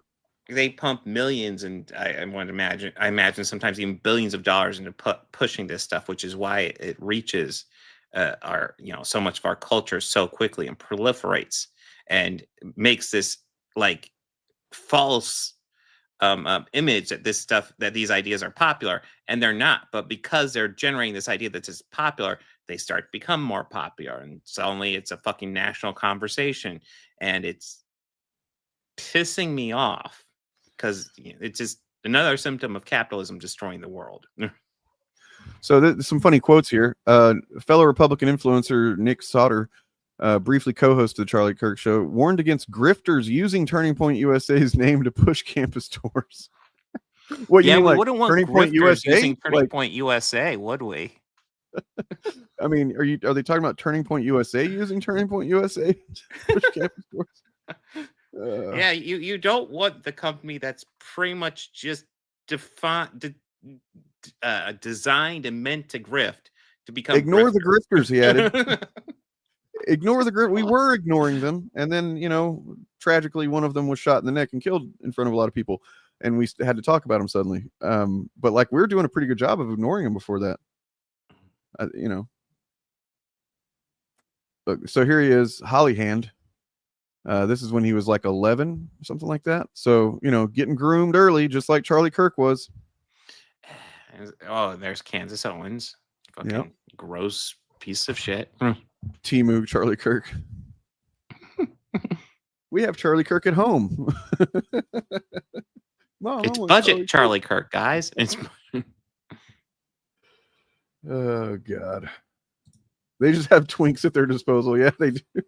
I mean, there's sadly doesn't seem to be a shortage of twinks that are just like, I'm totally ready to talk about how gay people are demonic. As long as they don't talk about me being gay. All right, we shouldn't just go around haphazardly calling these people gay. I shouldn't do that. That's not good. No, but they're also terrible people who would hate that. But if there's some evidence pointing to it, yeah, go ahead. Sorry. Oh no, that's fine. No, my thing is unrelated. So if you want to wrap up, go for it. Is what? Sorry. My thing's kind of unrelated, but if you want to wrap up, go for it. You are. I don't know if your volume is cutting out or you're whispering there. No, can you hear me? I didn't hear that you said my thing is, and then I don't hear you. I was just saying my thing is kind of unrelated. Oh, unrelated. Well, let's hear it. Okay. Well, I mean, I just have this pulled up. This is kind of showing that capitalism can work, although it is also fucking destroying us. I mean, it's a system we exist within. It makes sense to know how to manipulate it to our ends. This is what the grifters have been doing. But what this does show, I'll go ahead and let you set it up. So the headline, obviously, as you can read, Disney reportedly lost 1.7 million paid subscribers in the week after suspending Jimmy Kimmel. I know people who have actually who canceled just because of that, and they're like, "Oh fuck, now I have to renew so I can watch Marvel Zombies." But yeah, this was an impact. This is way more an impact than any fucking Chud video will ever have. And this is why Jimmy Kimmel came back, frankly. This just goes to show that the all of the years of effort and coordinated, algorithmic manipulation that these chuds have done, that we've all seen. It's all the reason why many of you are watching us, because you've seen it and got tired of it, right? And it just goes to show that they got nothing. They don't have the influence that they pretend that they do. They have a bunch of people that are siloed in their algorithm, silos that think that they do, because that's all they do is look around and see other people agreeing with them. So they, and they think that's just reality. They don't understand how these algorithms keep them, contained in these silos, these echo chambers. But it just goes to show that they got nothing. Like they had the president put his fucking, fat little tiny thumb on the scale, his bruised hand on the scale. And as well as the FCC, and in the end, even what's the right now the status is that Sinclair has gone back and Sinclair and Nexstar have gone back. So even Sinclair, the conservative fuckers, they've gone back on it because they recognize that they were going to lose money. And then Nexstar, I guess, I don't know what they're thinking is. I'm kind of surprised, honestly, because they supposedly have a merger in the works that they're going to want approved. I mean, to my understanding, Disney went to him and essentially said, if you don't host Kimmel, then you can't host anything, essentially. Damn. Which is frankly what they should have done to begin with. It's like, yeah, you can take off Kimmel, that's fine. You can't get anything else, though. Now, on the one hand, and so we obviously are in this situation. We're glad that Disney went out. We are not. Despite what accusations say, and despite the ironic name of this podcast, we're not shills for Disney. I'm also strongly against Disney for pulling them to begin with. True. And also, in any other context, and I mean, really, in this context, it's kind of concerning. I mean, like, I'm glad, but at the same time, it's a double-edged sword. It's kind of concerning that Disney has the power to fucking win out over the government. You know what I mean? Like, yeah. It just goes to show the oligarchy we exist within. That corporate, interests are the most important thing to society. But yeah, it's concerning. We if we can make it through this little bout of fascism we got going on, we really ought to think about, the problems of at the very least unregulated corporate power, or barely regulated. You know what I mean? And in the long run, maybe capitalism sucks. Oh,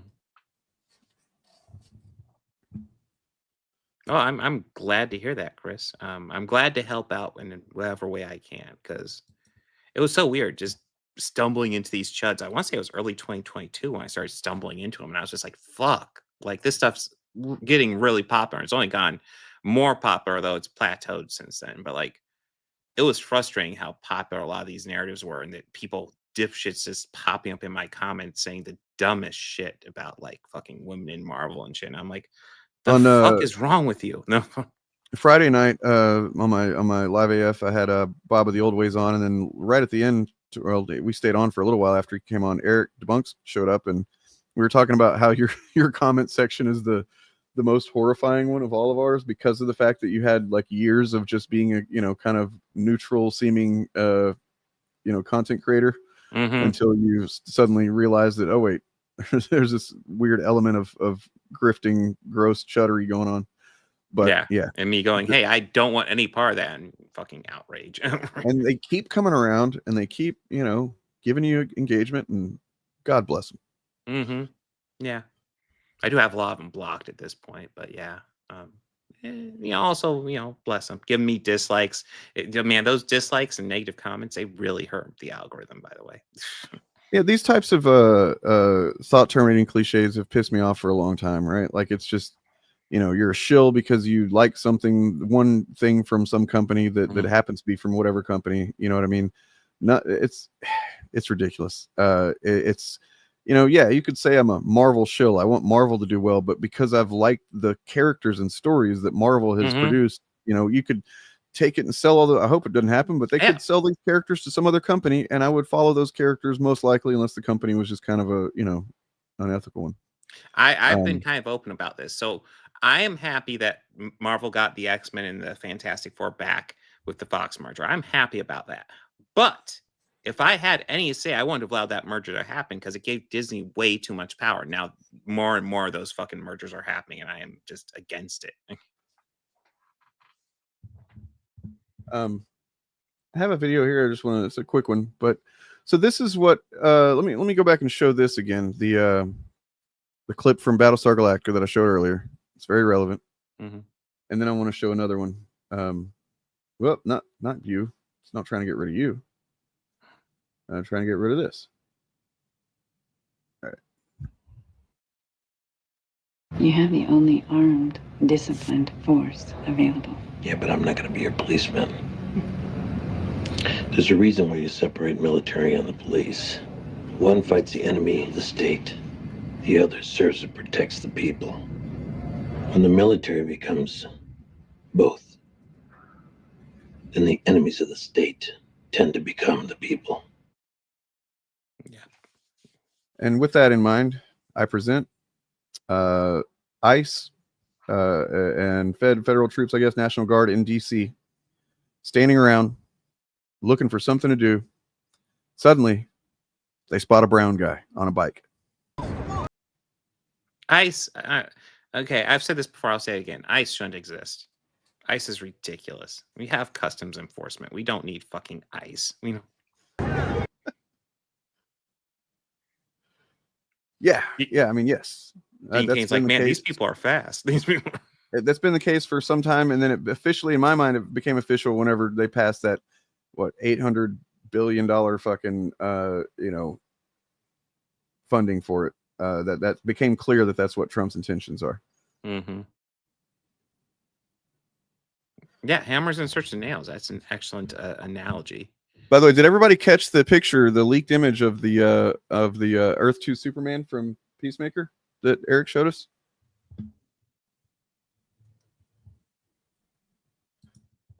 I mean, spoiler alert for Peacemaker. If you haven't seen this, But yeah, so this is a leaked image. Oh, good. I was actually thinking of you. I felt like you didn't react, so you must have missed it. Here we go. Spoiler. Oh, you already got it.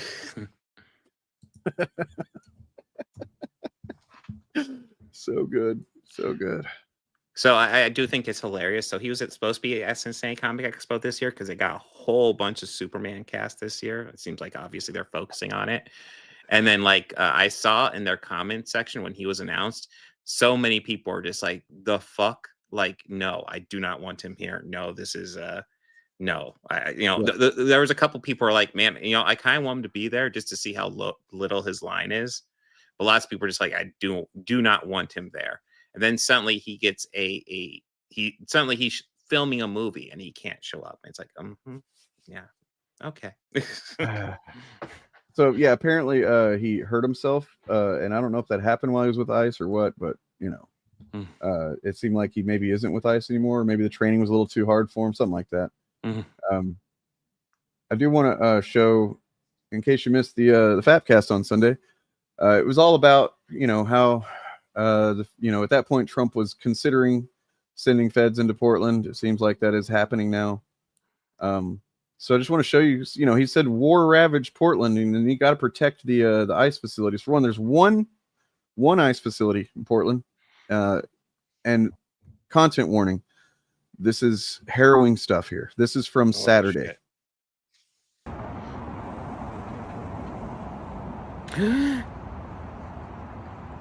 This is the ICE facility.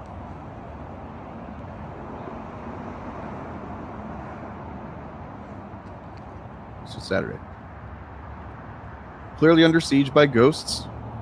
How can you maintain like you're streaming, Dane, but like how can you maintain such calm when this madness is happening in your hometown? Look, this black car drives by in a second. It looks kind of suspicious.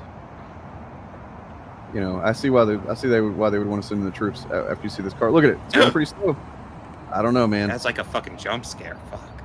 Stopping at a stop sign is pretty suspicious. Oh, that was kind of a rolling stop. Somebody needs to get him. Oh, fuck. And it got so bad as war ravaged Portland. Was that actually the dogs of war were let loose. So crazy. So crazy. Oh God, that's a nightmare for me right there. So crazy. Yeah. Hounds of Hell. It's actually one of our corgis. It's a cinnamon bun. Aww. we got 2 corgis. They're pretty great. Here they are. Are you sniffing out those ICE agents? Vicious. These are Antifa attack dogs. Oh yeah, I mean they look vicious because Antifa is a real organization that will just tear people apart. Real organized. Yeah. Cinnamon bun. Yeah, I call him Cinnamon Bunch or Cinnamon Butt. I basically try to avoid just calling him his actual name. I don't know why, but I'm like Cinnamon Butt. And then Piper is the other one. Don't even get me started on Gordy. We're not even gonna talk about those. Gordy's a madman.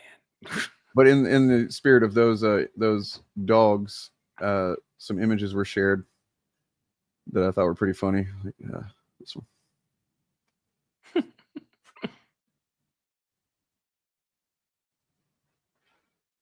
Pretty fun stuff. And Nazi dance.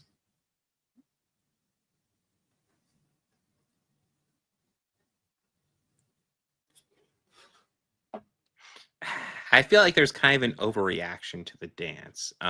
It's a silly dance. I mean, I do think that probably is meant to indicate, what to a degree. Well, I mean, elements, yes, but like most of it, no. Just that first move. I could see that. But I mean, when you know what the season is about, it was basically all it was is a teaser, like a kind of hint toward where the season was going to go. I mean, no matter even if the season ends up being disappointing, I don't think it's going to be pro-Nazi. No, I don't. I mean, literally, James Not Gunn was famously remotely. canceled by Nazis. Yes. But you know, one thing that another thing that maybe this is a dance move that's hidden.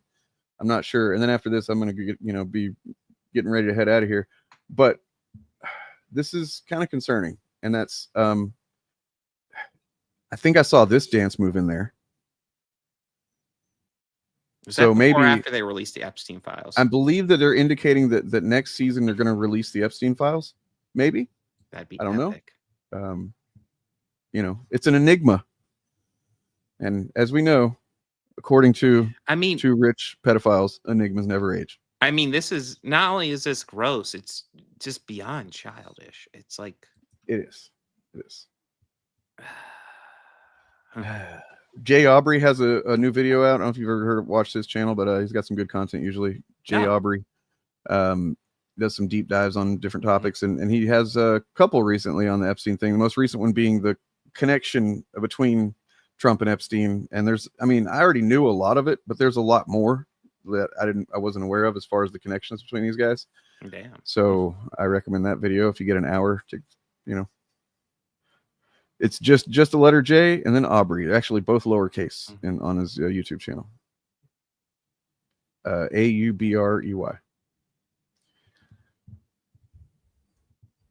Yeah, I think it's pretty good. Awesome. Oh, what do you got going on, Bobberino? You got some comics you're going to talk about this week? I actually did that last night. So tomorrow, because it got delayed, we're doing the podcast tomorrow at 6 o'clock. We're going to be talking about Alien Earth. We're going to be talking about Marvel Zombies, and we're going to be talking about Daddy Daughter Trip as we dive into the Rob Schneider verse. I still haven't seen it yet. I still need to sit down and fucking watch that thing. I'm sure it's going to be fucking awful, but maybe it will surprise me. It won't. But got that going on. I have my Jester Bell video almost edited. I'll get that out probably Friday, and I need to figure out what other video I'm releasing this week. But yeah, that's on the agenda. And I do need to rewatch Man of Steel and Superman, and maybe do a video about the two of those and look at them in comparison. Could be fun. Not that I've ever done anything like that. Well, let's there's a first time for everything. Yeah. Try it out. What are you up to, Dane? Not a lot, man. I might be I'm considering kind of changing up how I do things. I've been kind of considering this for a while, but I'm thinking that I'm going to start doing, instead of maybe like every Friday doing a stream, I might start turning that into a research stream. Where instead of, planning to have a full show of things that I talk about and stuff, just more like a loose kind of hangout thing, maybe just members only chat. Where I research whatever I'm thinking about working on, because I really do have ideas for videos that I just haven't done, and they, keep getting backlogged, and plenty of them are probably never going to get done. But, there's stuff I want to do. And it seems like I need to take one of these streams I do a week and turn it into something productive toward that end. So sounds awesome. And yeah, I just now started watching, started watching Alien Earth. I'm enjoying it for the most part. Oh yeah, Jane Goodall did pass away. Oh yeah, that is sad. Like, we need so many more people like Jane Goodall on the planet. Because that's like peak human endeavor is the kind of stuff she did, right? Yeah. Wasn't that movie Sigourney Weaver? Didn't she play her in Gorillas in the Mist? Yes. Check that out. See, I don't know if I ever watched it all the way. Another movie by that same filmmaker that nobody talks about, that I talked about last week on the podcast, Thunderheart, starring two people who have passed away this year, Val Kilmer and Graham Greene. Absolutely worth checking out. Okay. One movie that I don't know if it's ever going to come out, like, it's kind of been in development hell for a long time. I'm really hoping it finally sees the light of day, is the Epstein Files. Yeah, Epstein Files. That's the best movie. I'm really hoping. Good times. I will say we'll get into it tomorrow, but Alien Earth, overall good, but yeah, the ending was like, that's not quite what I was hoping for. Yeah, that's what I've heard. And it's kind of, disappointing, but we'll see. I will see. And obviously, my opinion is objective. So, if I like it, that means everybody must agree with me, or they're wrong. I will give you a warning: do not expect concrete conclusions. Yeah, kind of didn't. I figured it was going to be something that would lead to more seasons of show. Well, that was Diane Fossey. That wasn't a. Oh, okay. Damn. Thank you for correcting me on that. I, for some reason, thought it was a good all. Okay. Mandatory Picard season 3 hate deployed. All right. Episode 5. Look, all I know is that episode 2 ended with goddamn Tool song. True. That's a great you earn song. quite a bit of favor with me when you do that. And Tool is not known to just kind of lend their music out willy-nilly. So the fact that they deemed that one appropriate, or that's a stamp of approval from one of my favorite artists. So I do one thing I'll say, I love the fucking design of the xenomorphs in this. It's the best they've ever looked, I think. Like just the costume, the performer that's in the costume, I guess is what it is. They might be enhancing it with some effects. What's up? I'm sorry, just my mind was just blown. I could have sworn Gorillas in the Mist was about fucking Jane Goodall. Me too. I am just like, fuck, no. What?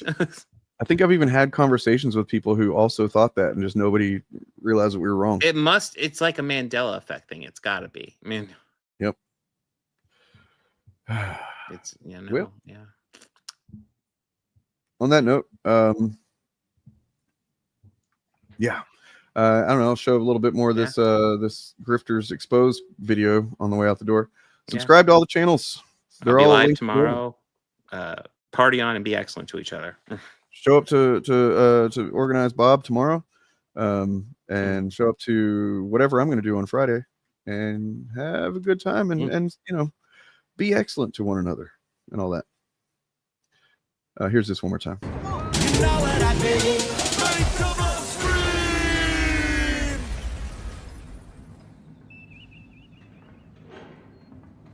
So it's Star Trek, but the big difference is the original series was taking itself and its stories seriously.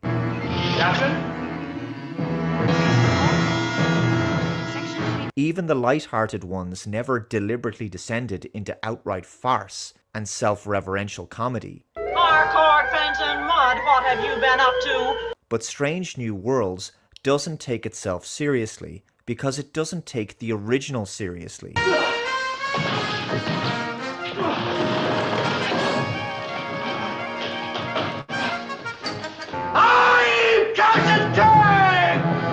The original series was taking itself and its stories seriously.